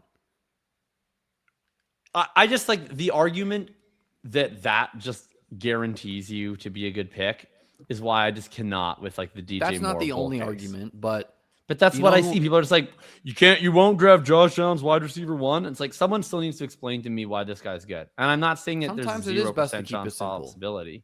Well, you know? drafting that Mahomes' argument one literally should be doesn't good, make sense. but it hasn't because, like, been. We have tons of examples of Josh Allen's wide receiver 1 not being productive the last 2 years. We have Patrick Mahomes' wide receiver 1 not being productive when he's had bad wide receiver 1s. Like, but okay, it's not Josh like, Allen's fault. You need to be saying good. that and pretending that Shakir All right, guys. and Hey, DJ Moore are the same thing is it's like, time. come on. It's time to lock Well, in. I would never. Khalil Shakir is like a lot more. I'm efficient. Jamar They're Chase not at the same 2. thing. I don't draft Bijan. Oh, I have less than 1%. Oh, right. We got to agree on things now. We're on the same team. Well, it is my account, and I'm floating it, so I'm not going to do anything terrible, and I'm not going to take Jamar Chase at 2. Okay, well, I don't think it's terrible, definitely. obviously. It's not terrible, but there's no reason for it. I'd probably be Puka. The reason I'm okay with Puka. structurally, the reason why I don't like that is that the wide receiver picks at 23 and 26 are infinitely better than the running back picks. So it just gives you I a better love position. that RB at the 4-5 though. The RB, although in this room, given the side, medium there. I'm totally fine with Bijan. I'm mostly just trolling. Keep in mind we have I am gonna take Bijan. We got Shady who's gonna running back jam. We have sidekick user. Looking forward to the 0-5-0-0 starts. Yeah, we have at least 3, I think 4 sidekick users in this draft. So the running backs are gonna dry up relatively quickly. You haven't taken Bijan at all? What'd you say, Jacob? Oh, I just said, have you not taken Bijan at all? I have drafted him in 1-5-5-5 as like a high stakes hedge and like 1 or 2 low stakes, but mostly I just go chase it too. I'm happy to run this year overexposed to chase Puka JSN at the expense of Bijan. That seems reasonable. I usually make a stand like this in the top 5. I haven't this year. I've mostly just taken all 5 of them. The only year I ever did it, I faded Jonathan Taylor for Christian McCaffrey, actually I've done it twice because I did it with CMC and I did it with Jefferson, but it doesn't matter because I didn't win. So I've done it every other year, but this one I just think that the top 5 is appropriately priced and correctly ranked this year, which I've never felt before. I do like Puka over Chase in like a full PPR redraft, but I think that Chase going ahead of him in best ball half PPR makes total sense. It's very easy to see Puka against Tampa being like the spot you need to win. Totally. Liam And is then so fucking locked one in thing that I 17, really dude. agree with he time Liam traveled about, back from week 17. Is I agree with Liam against the regression cabal that like wants to make JSN the 11th player on the board. No, I actually agree with both of you on that. That shit's insane to me. Like the like, oh, Kubiak's gone, JSN's going back in the box. No, dude, he is not. Yeah, He was the most that impressive player in football last year. Yeah, bullish. I mean, I would say something if you actually wanted to make a more convincing argument that JSN might be getting a little bit overdrafted, is that might have been the all-time Sun run from Sam Darnold, and that is not replicable. He definitely ran. I think it was, but deep the Sun run was because JSN because of JSN. Good. Yeah, you know what is kind of funny? I've just been looking at research from last year and stuff, like, oh, Sam Darnold, he's got to be a pretty good quarterback to take in fantasy football, right? Like he's got to be okay. He was so bad, despite JSN absolutely smashing his game logs, so bad, dude. Brutal. He topped 20 points, exactly 20. He topped 20 points 4 times. That's with one JSN. More than DJ Moore. Yeah, but you just gotta hope that he's got, some defensive injuries or whatever there. Well, I think that's part of the case. I haven't released it yet, but I'm writing up JSN right now for my redraft guide, and I'm like, yeah, he was definitely unsustainably hot on deep efficiency. You're not gonna have a 32% target throat run, 11.4 yards per target. Why are you writing up the top 5 picks in fantasy? All right, because it matters. We are about to decide who to pick at the top 5. We are about to be up. I do not want to take I'd be London Pickens. and Bijan. In order, I'd be Pickens, Nico, Drake. Well, I would just take Malik Nabers. But Liam doesn't like him. Nope. Oh. Hey, I'm okay. Look, we outvoted. That's okay to me. That's Jacob, that's you're just gonna be swayed by a training camp. Did you not see DJ Moore catch the touchdown against 3 guys, but Nabers running 1 route? So I'd like to delineate 3 things in training camp. So one is like about rolls and snaps. I care. One is about injury returns. I care. 3 is about Jeremiah Love. It's about like this guy looked good. There. Yeah, Jeremiah Love, please. I have Jeremiah Love ranked way higher than I actually have Jeremiah Love ranked higher as well. I've like moved him down only so that people who use my ranks don't get like 60% exposure, but I think he's massive smash. Yeah, I just think it's like never has a guy gone as high in the draft, gone at this part of the board, plus running backs are more expensive than in recent years, plus people are just being like, Ashton Jeanty couldn't do it, ignoring that he won at the 1-2 turn.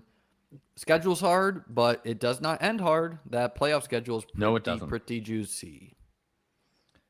And he goes at such a nice turn where like you are probably pairing him with Jahmyr Gibbs or Bijan Robinson.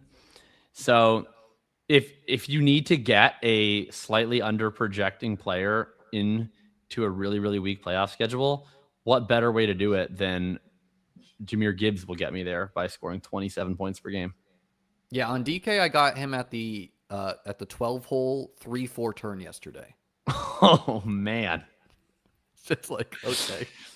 We were talking about this on ADP Chasing yesterday that Jeremiah Love, if he gets to the 3-4 turn or like the mid to late third, would be such a good value that if you have plans to travel outside of a best ball supporting jurisdiction, you should cancel them. You should cancel your vacation. You should cancel vacations to draft Jeremiah Love at the 309. The only thing I'll say about Love, as someone who has been jamming him, like I have huge bags of him, is I do think nailing this 2-3 turn is very important, where Rashee Rice, Nabers, Pickens, Nico, Jeremiah Love, Trey McBride, those are the guys to me who regularly go here. And at the end of the day, there's going to be a correct order of these dudes. And if you do need Gibbs to win, if you do need Bijan to win, Chase to win, which could be the case, getting the correct 2 that's who wins money this year, right? So I'm very confident that at least 2 of these dudes will be elite. So mix and match or choose your guys, whatever you want to do there. Scott Thomas said, "Who is the makeup Liam and Jakob player?" Despite our DJ Moore argument, I think I agree with you more this year than most years. We have a lot of similar guys. Loveland. I'm drafting actually a lot more guys from bad offenses than I usually do. We're probably why we agree more. Dude, we're about to get auto drafted. I would be ETN at this point. Yeah, I knew he was gonna. He got auto drafted right ahead of us. That's who I would have voted for anyway. Come on, man. Come on. Please, God. Yeah, can we just take the greatest receiver of all time? I would take Tootin. We're gonna take Tootin with our next pick. No, come on, dude. Yes! Come on. Let's go. Liam, think of great for me because I was gonna say think about this of balancing your bags. Exactly. This is a nice hedge book. I'm not bothered. It's like, hey, if us three share the big dog, guys. This might legitimately be the best start I've had. Yeah, I would like this is probably I've ever had. Yeah, we have two wide receivers who are going to have less than 20 fantasy points through 8 weeks, so we're a little behind the 8 ball at wide. No, dude, we're gonna take Liam, we're gonna take Tootin You here. don't even need receivers anymore. We chose the wrong player at second as well, but Jeremiah Love, man, he's gonna carry this team. No, dude, come on. We're about to get come on. I have Jameson ranked the highest. It's not like horrible, and I don't mind having a hedge book. I prefer a running back, Liam. Do you I hate like Swift? I like Swift the most of the running backs. Okay, I think there is going to be like I'm having to take Jalen Warren or Tony Pollard at our next pick is going to feel. We won't be doing that. Feel bad. I could have gone either way there. I would have been fine with JMO there. I wouldn't have been that upset. No, it's a spot where I mix in Swift, Tootin, Irving. Particularly Irving, just because he doesn't go at the 5-6 or the 4-5 anymore, so I just want some unique combos there. How good do you think that the Buccaneers offense will be if you're in on both Irving and Gainwell? Well, you want to talk about guys who are going to bring teams to the championship this year? How about Bucks against the Saints, Bucks against the Falcons, week 15 and 16? It's pretty good. These dudes are getting you to the finals. That's good. And are you a huge Baker Mayfield drafter? I definitely have a lot of Baker. I have a lot of Godwin, McMillan, Gainwell. Who's your most drafted quarterback? Is it Josh Allen? I mean, what are we talking about on BBM? Because I have the 555. All whatever. If we open your portfolio tab, I have no idea. I don't do some nerdy exposure shit like that. Just log into your fucking Underdog app. Respect my goat. My 10 highest drafted quarterbacks. Let's read that off. I'm okay giving that away in BBM, which is not everything. Josh Allen is number 1, 20%. Respect my goat. Baker Mayfield is second. Okay. Stafford is third. Mendoza is fourth. Shuck is fifth. Dak is sixth. Trevor is seventh. Joe Burrow is eighth. Goff is ninth. And Malik Willis is 10th. I'll do the just same. Behind that is Caleb Williams. Mine are extremely different than the ones that Liam just listed out. Number 1 is Geno Smith. Josh Allen versus Geno. Look, I actually have a ton of Geno in the high stakes. Number 2 is Caleb Williams. Number 3 is Bo Nix. Number 4 is Jordan Love. Number 5 is Jaden Daniels. Number 6 is Daniel Jones. Number 7 is Kyler. Number 8 is Justin Herbert. Number 9 is Aaron Rodgers. And number 10 is Jackson Dart. I've been a Herbert. Herbert's another guy who I usually would have a ton of, but I'm not drafting as much Lad. Like dude, it's so bearish. I've been forcing myself to take naked Herbert. Happy Justin Herbert, dude, literally could not be more bearish, man. Or I shouldn't say naked Herbert, but I mean naked at the time that I click him Herbert. Davis, are you upset that Justin Herbert is happy in real life? Is that what you're saying? I'm saying it's very bearish for the Chargers and for his fantasy value that he's happy in real life. Yeah. He should be emo or something? No, he should be like all his singular focus should be winning a Super Bowl. Is that true? The chat said we have zero I think people overlap perform better happy. That is remarkable. If that is legitimately remarkable. All right, we are up in well 1 pick I know I'm not going to get my way. I would be on- Marvin personally. Oh, I would get my way. I didn't think Liam was going to be into that. I think he's going to get auto drafted. No, he doesn't. I'm happy to take Marv. Wow. Happy. Yeah, I'm not like stoked I to didn't think draft that. him or I didn't anything, think but that would be a Liam guy, but I'm pumped. No, I'm that's not- a classic Liam guy. Marvin and BTJ are two dudes who I'm just like, yeah, okay, I'll draft you sometimes. You know, like I have way more Michael Wilson than Marv is a classic Liam guy. He's a hold on. All right, let's Caleb make this a here, bit- right? Yeah, Caleb We've or made the bet. yeah, we got the Bears. Caleb. Yeah. We got two it's Bears a already. classic Liam guy because it's an opportunity to go against consensus. Everyone's on Twitter making fun of Marv, so Liam gets to go. You guys are so dumb. You fade the number 4 He's overall getting pick from cheaper. 2 years That's ago. the number one reason he's a Liam guy. He's falling to the 7th. Yeah. Yeah. Yeah. I just feel like if there's like a common thread in guys that I frequently suggest that Liam is not into in drafts or streams that I've done with him previously, it is a combination of like high pedigree players on bad offenses. And Marvin Harrison hits both of those. And so I That's just more in foresaw managed, him like- not being a Liam guy. I wouldn't really want Marvin as much in managed for sure. Like in best ball, it's like I don't have to know when he's going to have his 3 20-point games or whatever, you know? I mean, there's like certainly some chance that Marv like is a legitimate breakout. Like there's some chance that he's a legitimate breakout, right? Of course.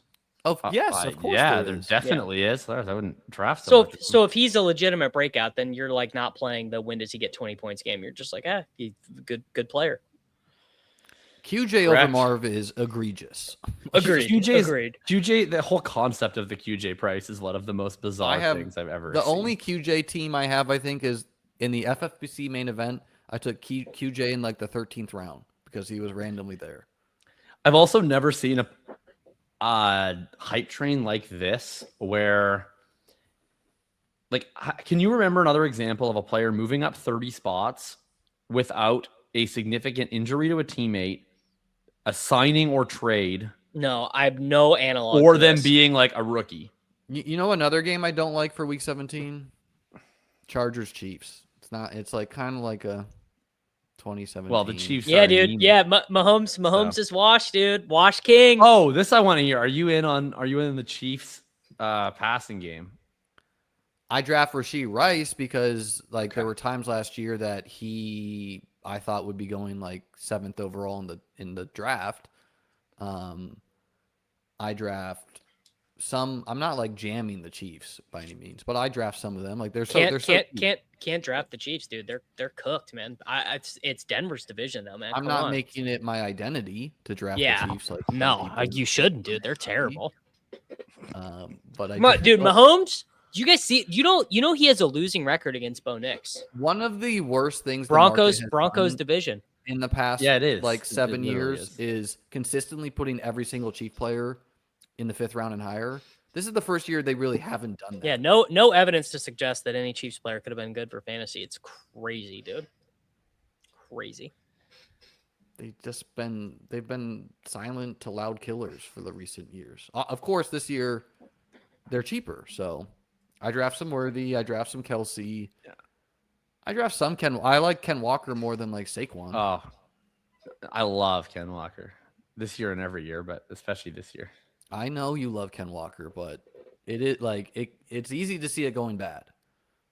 Is it? How does You it see go going bad? bad this year? How does it go bad? Unless he gets hurt. Well, take yeah, that it out of goes the equation bad for a because it's like James Cook has had to produce as like an elite player for many years to finally go at the first. And Ken Walker lands on the Chiefs and has not scored over 200 fantasy points in the past 4 years. And people are like, he should go right next to James Cook. So you're just paying for you're really assuming that he's going to be that guy, and he just might. You can get plenty overweight Ken Walker without ever taking him ahead of James Cook. Yeah, but he goes within like 3 picks of him. Is my point. Like you're paying for that. Sure. Yeah. Well, you're paying for that. You're paying for one of the best running back talents in the NFL. He better be at playing that next to price. Patrick Like Mahomes. I have Chase Brown and Achane ranked the highest after Genty. Yeah, Well, that I've we been got- warming slowly on Chase Brown. I don't. We Chase got Brown- snapped off. boy. We got snapped off I'll on put Harvey. Chase Brown We're up. ahead of H. That sucks. We're up in 2 picks. We Yeah, that RJ Harvey outscored snipe Walker really last hurt. year. yeah. Addison, Godwin, Diggs. It's a small contest, so the Diggs price does not matter. I like Addison. Yeah, this is like Addison Godwin. I literally couldn't care less. I'd probably take those two dudes. Now, worth mentioning that all the tight ends by the time we get back are going to be the absolute worst guys Also, on earth. that's fine. I don't mind. I like the late tight ends. I hate this. We're range of tight not. ends. So again, we're not going to get the good late tight ends in this one. Like they're all going to go 20 spots ahead of ADP. There's so many good late tight Buddy, ends. I took Darnell Washington in a big That's dog fine. yesterday. We should take Jackson Dart here. I love Jackson Dart. I like Dart just fine. Oh, All right. This is a fucking team. This is the big dog champ right here. This is a pretty good team. Bijan Robinson, Malik Nabers, Pretty good Jeremiah team. Love, Luther Burden, This team Swift, fucks. Harrison. Yeah, it's pretty good. It's pretty good. I want everyone to know that we think we're gonna get a good tight end here. We are staring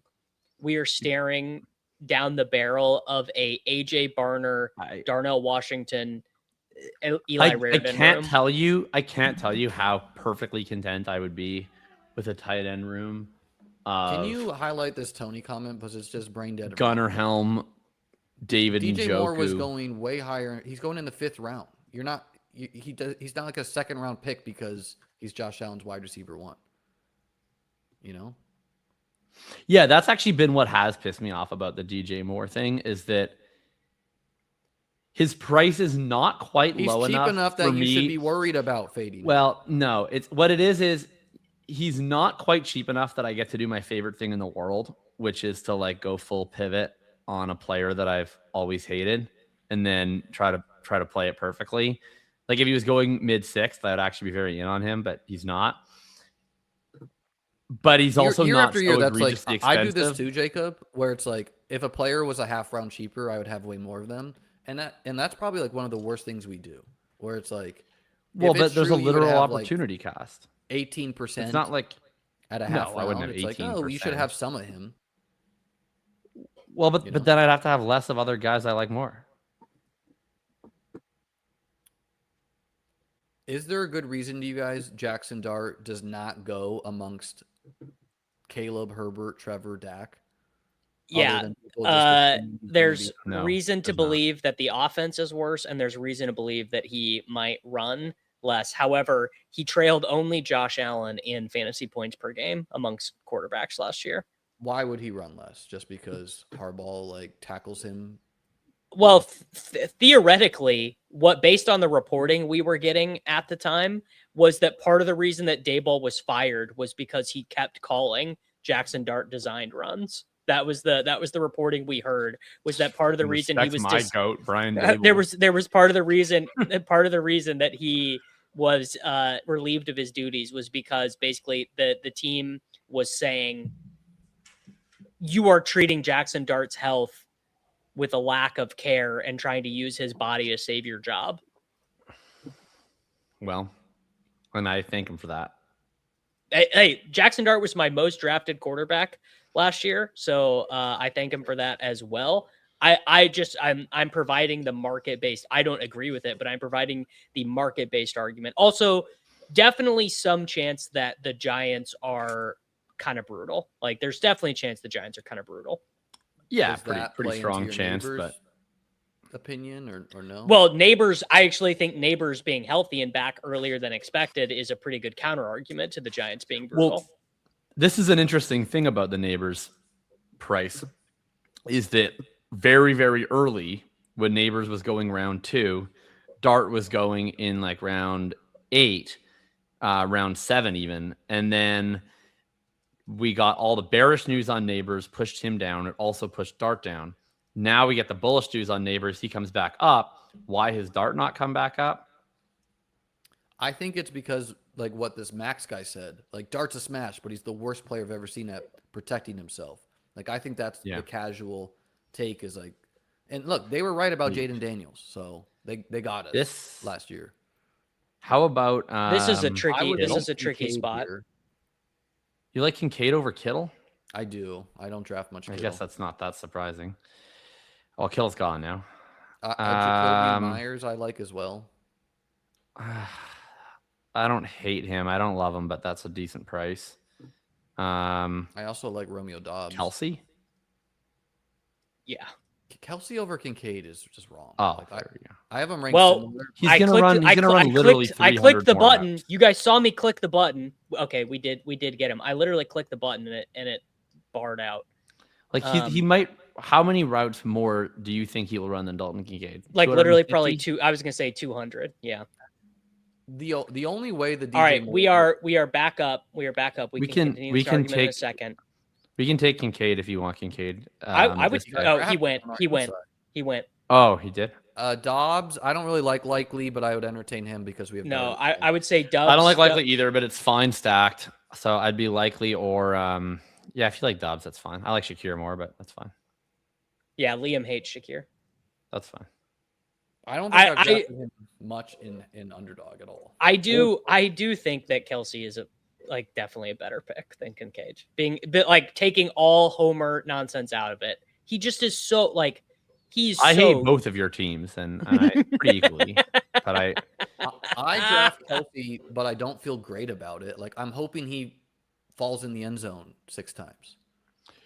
I don't usually take any of the tight ends at this turn because usually I can get KC or I used to be able to get JCM, used to be able to get Jordan Mason. I'm often taking quarterback. So it's just not usually a tight end. Like I usually like tight ends. Well, first of all, I have Bowers or Loveland on literally half my teams.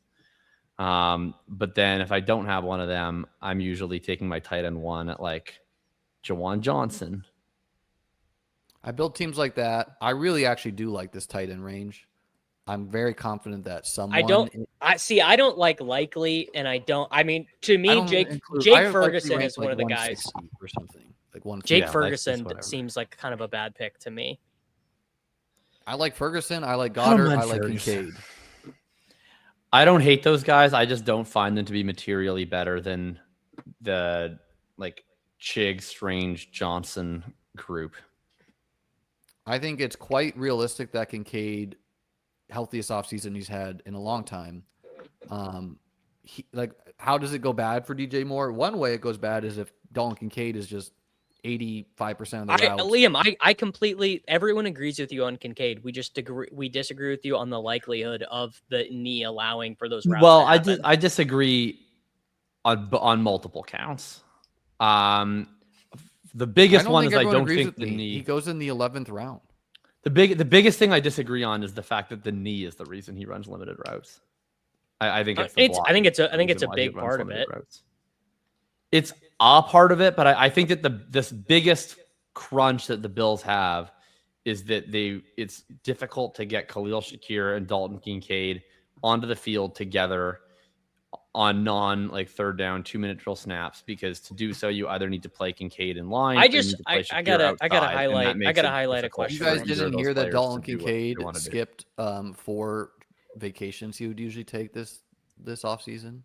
This is the fucking guy people are so thirsty to draft. 4.4 points per game, 7.7 points per game, 5.9 points per game, 5.7 points per game. Enough already, dude. He's like the Isaiah Likely thing is like we shouldn't even talk about it. It doesn't. I only have a Likely team with Dart conversation, and very rarely at that. Like often, actually, I get to Likely falls here to the 140s. Sure, and I forget he's available because I have him ranked lower. Isaiah Likely is literally a 2008 brain fantasy take. Here's a tight end. He's okay in best ball. He's the tight end one. He might be the number 2 option. He was good. He's gonna get more routes. He has serious limitations as a blocker. He's not even actually that good. This is the big difference between Isaiah Likely and Dalton Kincaid. I'm pretty bearish on Kincaid getting more routes. At least when he is on the field, he does earn a shit ton of targets. We are up in 1 pick Who would you That would've guys been like to huge select? for Ferg. I'd Chick should love go down to with the Diggs news. It's Yeah, gonna I take- agree. I think Yeah, we're passing. I'd like passing to on take Chick. the cornerback or Omar Cooper. Yeah, I'd probably be Cooper. I like the idea of Hunter, but I don't take as much of him. I'm cool with. Can I toss out Denzel like Boston, Boston? too. I was gonna say, can I toss like out Boston. Boston? Yeah, I'm cool with him too. He's been getting crazy good buzz. Crazy good buzz. Yeah. I like Dylan Sampson too, Jacob. I like I like him I a also lot, but we could probably get him at the next turn. I would not be. I like actually Bigsby a would- lot. I like Bigsby a lot. Spears, Tank, Bigsby. Those are the two, and Dylan Sampson. I like Spears too. Those are don't- my I'd 3 take favorite the running least backs of in this Spears. range. Algier, but no, we have Jeremiah Love. We No, have that's not so I did Bigsby because we Yeah, I think made that's smart. we made giant. We have a decent bets chance on of getting Sampson at the next turn too. We have Decent no chance of because getting we him. We have locked in points, so we can just swing for upside. Yeah. and Tank Tank I think has I don't know what an 9% chance of a little bit of standalone value if they really do lean off of Barkley a little bit. But Boston, I feel very good about getting there because I had kind of been lighter on him because I've been drafting so much Concepcion, and the pub from training camp is making me get a little bit of FOMO on that. Concepcion's been getting good pub too. Both of them have, but Yeah, Boston the one who has not been getting good pub, Jerry Jeudy. Jerry Jeudy. Jerry Judy. Yeah, I mean that's I listened the to- by pub the way- on Boston is nice because it makes me think that both of these rookies are going to start like week 1. They're not going to mess around. Like Cedric Tillman's catching passes from Dylan Gabriel. It's over for him. Judy is a ghost. Has Jerry Jeudy attended Browns camp? I haven't read a single word about him. The only highlight I've got of Judy was of him saying that a video of him saying that he wished Deshaun Watson was the quarterback was altered by AI. Oh, I did see that. I asked yesterday what's everyone's biggest training camp takeaway, and Ian Hart had said that Dylan Sampson maybe not as locked in as the RB2 / Judkins handcuff. I listened to the pod that he posted, and it wasn't like Dylan Sampson's a 0. It was just that like he is a third down back. He's not going to be all of the rushing work if Judkins gets hurt. People forget Rocket Sanders was Wait, kind who of would be the running back if Judkins gets hurt if it's not Sampson? But who else is on the it doesn't team? move the needle for me at all. Like I'm drafting Sampson for usable weeks. Jacob, do you But remember who else who is on the scored? team? Do you remember who scored the rushing touchdown week 1 when Judkins didn't play? Is it Raheem Sanders? Like It's Raheem okay, Sanders. like if Quinshon Judkins went out and someone wants to tell me that Raheem Sanders is going to be the running back over Dylan Sampson, like I don't know. Sampson's not that small either. He's 200 pounds. Like the guy was and he had like 280 carries in the SEC. Plus Jacob, let me tell you, Quinshon Judkins misses time. We're combined spending 212 free agent acquisition budget dollars on Raheem Sanders for our main event teams. I mean, sure, like FFPC waivers are pretty bleak. Like that sounds like a reasonable thing to do, I guess. Yeah. All right. Well, one of my favorite things that people do, they do it for Judkins, and now we're seeing it for Sampson, is people like to cite yards per carry on the 2025 Cleveland Browns. I just personally wouldn't. All right. We have our Caleb wide Williams, receiver room Jackson right now Dart. is Burden, Harrison, Addison, Dobbs, and Boston. Yep. This is Sounds pretty great. What That's is wrong? a This good is room this right is there. one of the best And wide Nabers receivers of all time. Yeah, you didn't count Malik Nabers, buddy. I do agree it looks worse without our second round pick. I agree. If you take out your second round pick, I agree. It does. That's what I could see on the screen. I forgot about him. I don't draft him that often.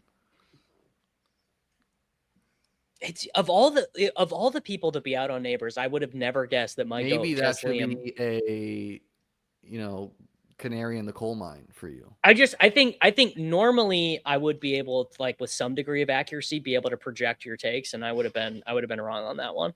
Liam is the hardest person that I like pay attention to. You never know where he's. regular basis. I was gonna say you never know where he's slapping from. Like it is like I find it very easy to predict Matic takes. Yeah, well, that's by the book. Davis and I actually agree about a lot of things. He's just louder about it. Like, All right. I think there's one pretty obvious tight end pick available for us at this area of the draft. I agree, and I assume we're on the same guy. I like AJ Barner more than T Ferg, but I'm fine You would with like cool. AJ Barner. Oh, 2v1. Terrence Ferguson is actually like literally in May. I was like, this guy's going to be a great pick. Liam, someone commented on my last video and said you learned about T-Ferg from Liam. So, someone said that. It's to like you? how Pat learned about Samson from you. Yeah. Or I mean, Davis watches the NFL. I assumed you just knew. I don't think that's true. Oh man, can we? How about a little Jaden Blue? Anyone? I was hoping you. Okay, yeah, okay. Liam, I like you good? Blue and Lloyd. I think this team Lloyd makes more sense than Blue if we're going to swing for upside. They're Similar- like the same. They're literally the same thing. They're not. I like Blue more, but I don't hate Lloyd if that's the way that we wanted to go. Well, Liam can give up his equity if he really hates it that bad. I will take No, I mean I like Jaden Blue too. He's just not as much upside as Lloyd to me. Isn't he? Why would he not be? He's a little bit more Dylan Sampson-y, where it's like who I draft a lot because like I'm counting on them to give me some weeks. Lloyd, I think will also give weeks, but he's also like, I mean, it is in the range of outcomes that Josh Jacobs does not play week 1. No, I'm aligned. I mean, there's a chance we get Marshawn Lloyd in this draft anyway. Plus, Marshawn Lloyd, third round pick. To think if he Josh could be a bell Jacobs cow. was suspended, they would bring in another running back. Yeah, it's Najee Harris time. I mean, the beats, they're so down bad. The beats have been talking about Damian Marshawn Lloyd went to Martinez. Kathmandu where like Doctor Strange learned magic. He went to. I do think he literally went to the same place Christian Watson went. Yeah, he's gonna be fun. Yeah. I've been warming on Lloyd. All right, I was Chess Liam. Lloyd skeptical for Chess much of the Liam. offseason. Since high school, starting so to since believe. Marshawn Lloyd was 17, how many games with over 20 rush attempts? So this is How 7 many years. touchdowns had Trey McBride scored before last year? We're talking about the future here, Davis, not the past. It's again, as I always say to you, if you just project anything to happen and say it could happen, it's an inarguable point. I cannot argue that point. I should do that more in arguments. Anytime someone says something I don't have a comeback for, just we're talking about the future, not the past. It's a forward-thinking show. Higher line, right? No, It's a good line. You can't say anything. You can't say anything to that. I'm actually aligned with Liam on Marshawn Lloyd. I think he's basically one of the best picks. I personally, I feel a little stupid for having not hammered Jaden Blue when he was like not being clicked, given how much Jaden Blue I took last year. So I'm trying to rectify those sins. Oh, that's fine if you're just exposure mixing. I mean, I have Blue and Lloyd ranked next to each other. And in my personal ranks, and I think the market's going to do this too, I raised the last call running backs, which to me, I've called it all summer like the Woody Marks line. So Woody Marks, Keaton Mitchell, Tracy, these are the last guys where you're like, yeah, they might just be big hits. After that, it's like, okay. I mean, other than like the Woody handcuff Marks types. in that. Who? We're including Woody Marks in that. I am, yeah. Like Woody Marks could just play a ton at the expense of David Montgomery. Like he played last year, so I include him in that. And because they're gonna go up, I also think the appealing late round, like the real late rounds, is super dire at running back, where it's like I'm taking now Jordan James instead of Lloyd, Blue, Ray Davis. You know, it's like oh my, like I'm just like oh well, hope that shoulder or that Woody Marks can't get better because he failed in the exact same way he failed in college. He just cannot, like he would have to get bigger. He would literally have to like make a. Yeah, you just have to make a concentrated effort to get bigger. I know Liam says I get too caught up on this, but he's not good. It's true. I think I agree that the late round RBs are dreadful, but I don't think we need any more running backs. So that's I think we should. Thing. We need need another. We need a third tight end, and probably 2 receivers. Probably. I would probably take Jakobi with McBride.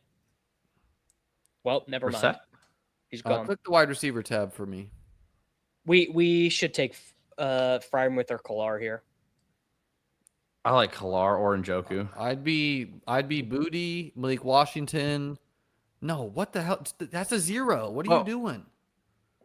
Well, okay. I think we should have discussed that one. We had 2 seconds left. Oh, well, then we didn't have much time to discuss The that Charlie Kolar shit is unhinged. Booty or Bernard? I'm good with Booty. I'm good with whoever Liam wants. He hasn't had a pick in 3 picks. Booty, Liam? Darius Slayton. Darnell Mooney, if you want to fine, booty. Yeah, Wait, what? Darius Slayton? that was Liam doing a meme. What? That was that. I have a lot Where of did that Darius come Slayton. from? Is First of anyone all, down for this? I as the last fundamentally pick? disagree on Underdog about always doing 3 tight end. Like, it's just fine to live with your bets with Kelsey and Phillips. Well, I was happy to do Brissett there, but he went. What about a third quarterback at the next pick? I've never been more happy to put my wrist up. You guys love building some dog shit like. Hey, medium picks with your Liam, head. put your wrist up and tell me how you feel. What is this? Tell me Is you this feel the cooler. Shador thing? Yes. Yeah, it's a Shador thing. Why is Shador doing this? What is Because this? Shador always does this. That's like his thing. You guys are unwell. First of all, we have Caleb and Dart. We have 2 elite quarterbacks. Exactly. in We have football. two guys who are small little babies who are gonna get injured. Second of all, you just took a dude at tight end who's going to score less points than Jackson Haas. He's Fewer not gonna points score than he's Jackson not Haas. he's not gonna score fewer points than Jackson Haas. He In certainly won't. order, He's- I would he's list the starting upside tight bets end in the for Chargers tight end room. Gadsden, Njoku, and Zach Ertz Hey, yet Liam, to be signed, and then are Charlie Kolar. Sorry, the you missed Tucker Fisk. Are the faders quaking after Charlie Kolar said, "I want to catch the ball"? Look at that! every play"? Zoom in on this dude's face. This dude is a fucking loser. You think this guy is going to Okay, that is actually I didn't know what Charlie Kolar like you're looked like betting? until now, You just but I do regret drafted the this pick. guy in a $500 draft. That forehead is absurd. I had no idea what this guy looked like before. That is deeply concerning. Charlie Kolar will remain unranked in my ranks, okay? And if he beats me, my God. Why is it? Look that you at don't think he's Charlie frowning. Kolar can just Like, be... why can't he put be that on the thumbnail, starting tight Davis. when someone gets hurt in your bags, post this guy. This guy's like a sad like fish. I want to catch the ball every play. Good for you, dude. Good for you. Also, Kolar's the value. the Chargers are probably not the best offense in the world to take They stabs actually on this. might literally be the best offense in the world. Yeah. Well, no. I like the Chargers offense, but there's like 18 guys to convince ourselves on. Kamani Vidal, Right, Keaton that's Mitchell, why you take the cheap ones. Gadsden, Take Njoku. Charlie. Come on, man. This Charlie Kolar stuff is unhinged. I thought so about a month ago, and then I opened up my third eye. Here's some and players I like more realized- than Charlie The- Kolar. the I issue realized is- I realized I Rojo. didn't like Charlie Kolar because of the past, but I'm now focused on the future. What if Charlie Kolar catches 10 touchdowns? I'm gonna help you guys out and give you this for free. Hey, Will Dissly was a consistent top 12 tight end. You're telling me he can't be I'm better? gonna name some tight ends that you should draft over Charlie Kolar. Darnell Washington, Michael Mayer, Eric All, Theo Johnson, Mason Taylor, Elijah Arroyo. These are the players that I will draft. Like the young, like some of these dudes are young and showed something last year. Jackson Haas, you should draft him instead of Wait, Charlie Kolar. sorry. You want to talk about last year? I thought we were trying to pick for the future. I thought we were trying to pick for the future, dude. Charlie Kolar has no future. Charlie Kolar is the future. The future is Kolar. He's a replacement for that Liam, I need you to put your wrist up, dude. Come on. This is like a very bad pick, guys. It should Liam, be a who wide do you want? Who do you want, We have Liam? Who do you Malik want, Liam? Nabers. Liam, who do you want? Wide receiver. Can you show me the wideout tab? Darnell Mooney. Clayton? Mooney? Caleb Malachi Douglas. Fields? No, I'm literally not taking Oh. Darnell Mooney. Darius Slayton. No, Looks dude, like we took Shador. did. We took Shador. If Shador is contributing points to this, like first off, we just gambled on quarterback in a team that does not need it. This is absurd, dude. This fantasy football Dude, tout, this fantasy football tout that I follow said, "What if I was to tell you is there like was the a year this two is the starting most Liam quarterback Murphy tweet whose I've team ever added 2 comprised. top 40 pick wide receivers and a new highly regarded play caller this is this the offseason?" same And guy who was fake posting about Cortland Sutton? yeah, Yeah, I've embraced a new flavor of Twitter in the last couple of days, and I've had a lot of fun with it. Thank you And for acknowledging tweet, that Twitter is not always a place to be serious. Like, it's okay just to like fire shit off there. Yeah, that tweet was the most fun I've ever had posting a tweet. Yeah, I laugh at myself all the time when I tweet, and then I get like 8 death threats, and then I do it again the next day. The unfortunate thing is people are used to, I think, me taking Twitter more seriously, and so I like posted this, and people were getting like legitimately like posting like legitimate disagreements in the replies about being like I thought you were reporting real news. I thought you were like listening to a pod.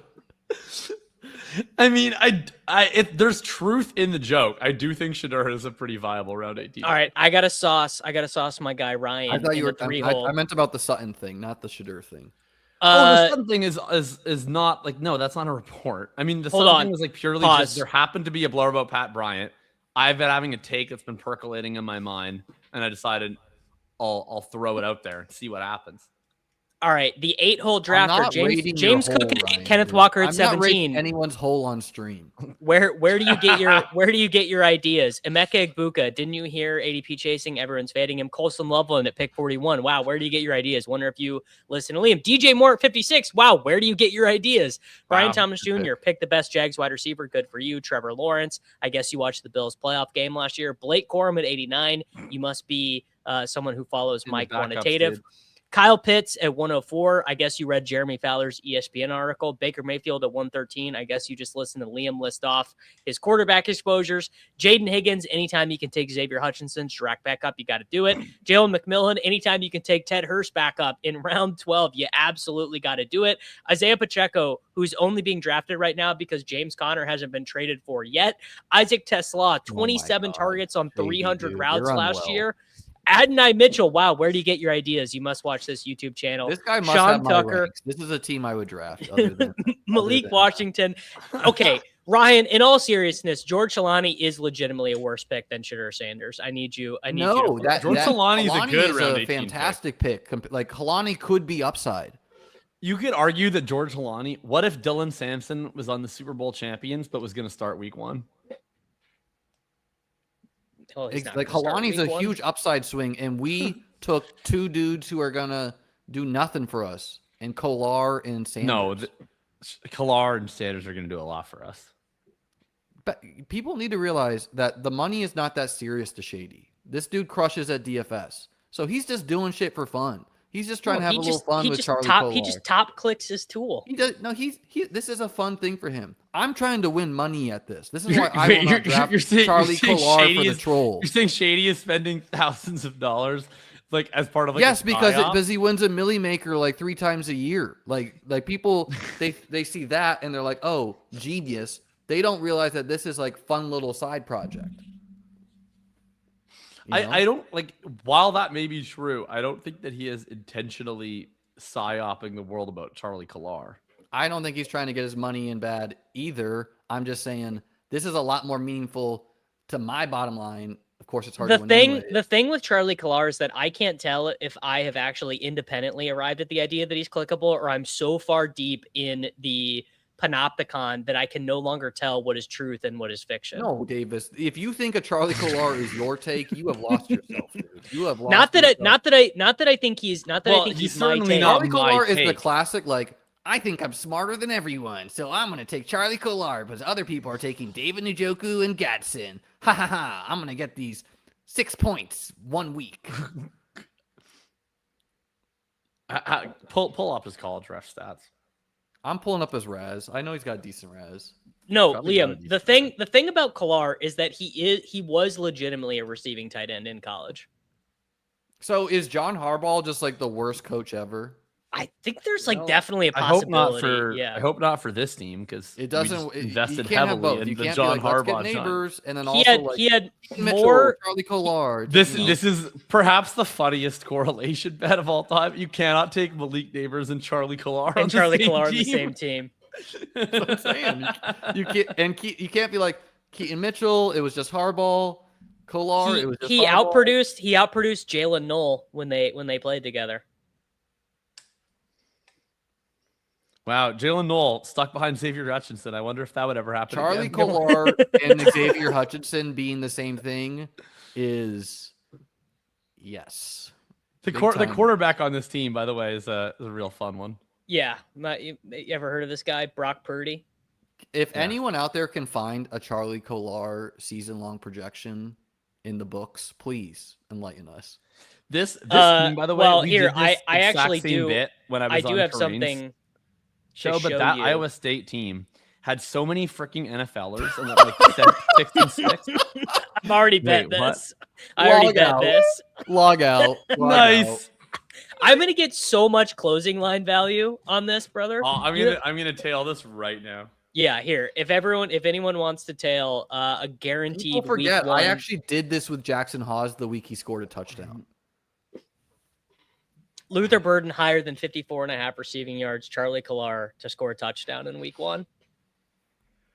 Davis, I used to know you, man, and respect you. I don't respect this. This is for buddy. I'm giving you financial advice, and you're laughing at it. Liam, He's oftentimes literally Charlie Kolar giving you could score a tomorrow's touchdown and newspaper be today. under 4 fantasy points. I don't think that'll likely. happen. He would need 2 fumbles, which means he would need 3 targets. He would need 3 targets. When you're concerned about your guy getting 3 targets, When this team, I'm not makes- concerned. He's not getting them. When this team makes it to week 17, Liam, you're gonna remember, and you Liam, know what like, you're gonna imagine- say. yeah, and when imagine you guys we are like, "Oh my win god, the we big would have won dog 200 with- grand if we just took a player that could hit our lineup instead of Shakir." To be clear, the player Like, you wanted I'm was I'm okay with all the Slayton. picks we made. I would never in my life take Charlie Kolar. I would never in my life draft Shakir Sanders on a Caleb Dart underdog team. See, you have not folded to a big 3 QB. Neither have the Simbros. How about you look what Shady did here? Shady. If Where he is didn't Shady do it, second As quarterback? someone that drafts against him Yeah. nightly in the high stakes, this man's not taking a 3 QB since May. People just don't understand. The Simbos care way more about running back than QB.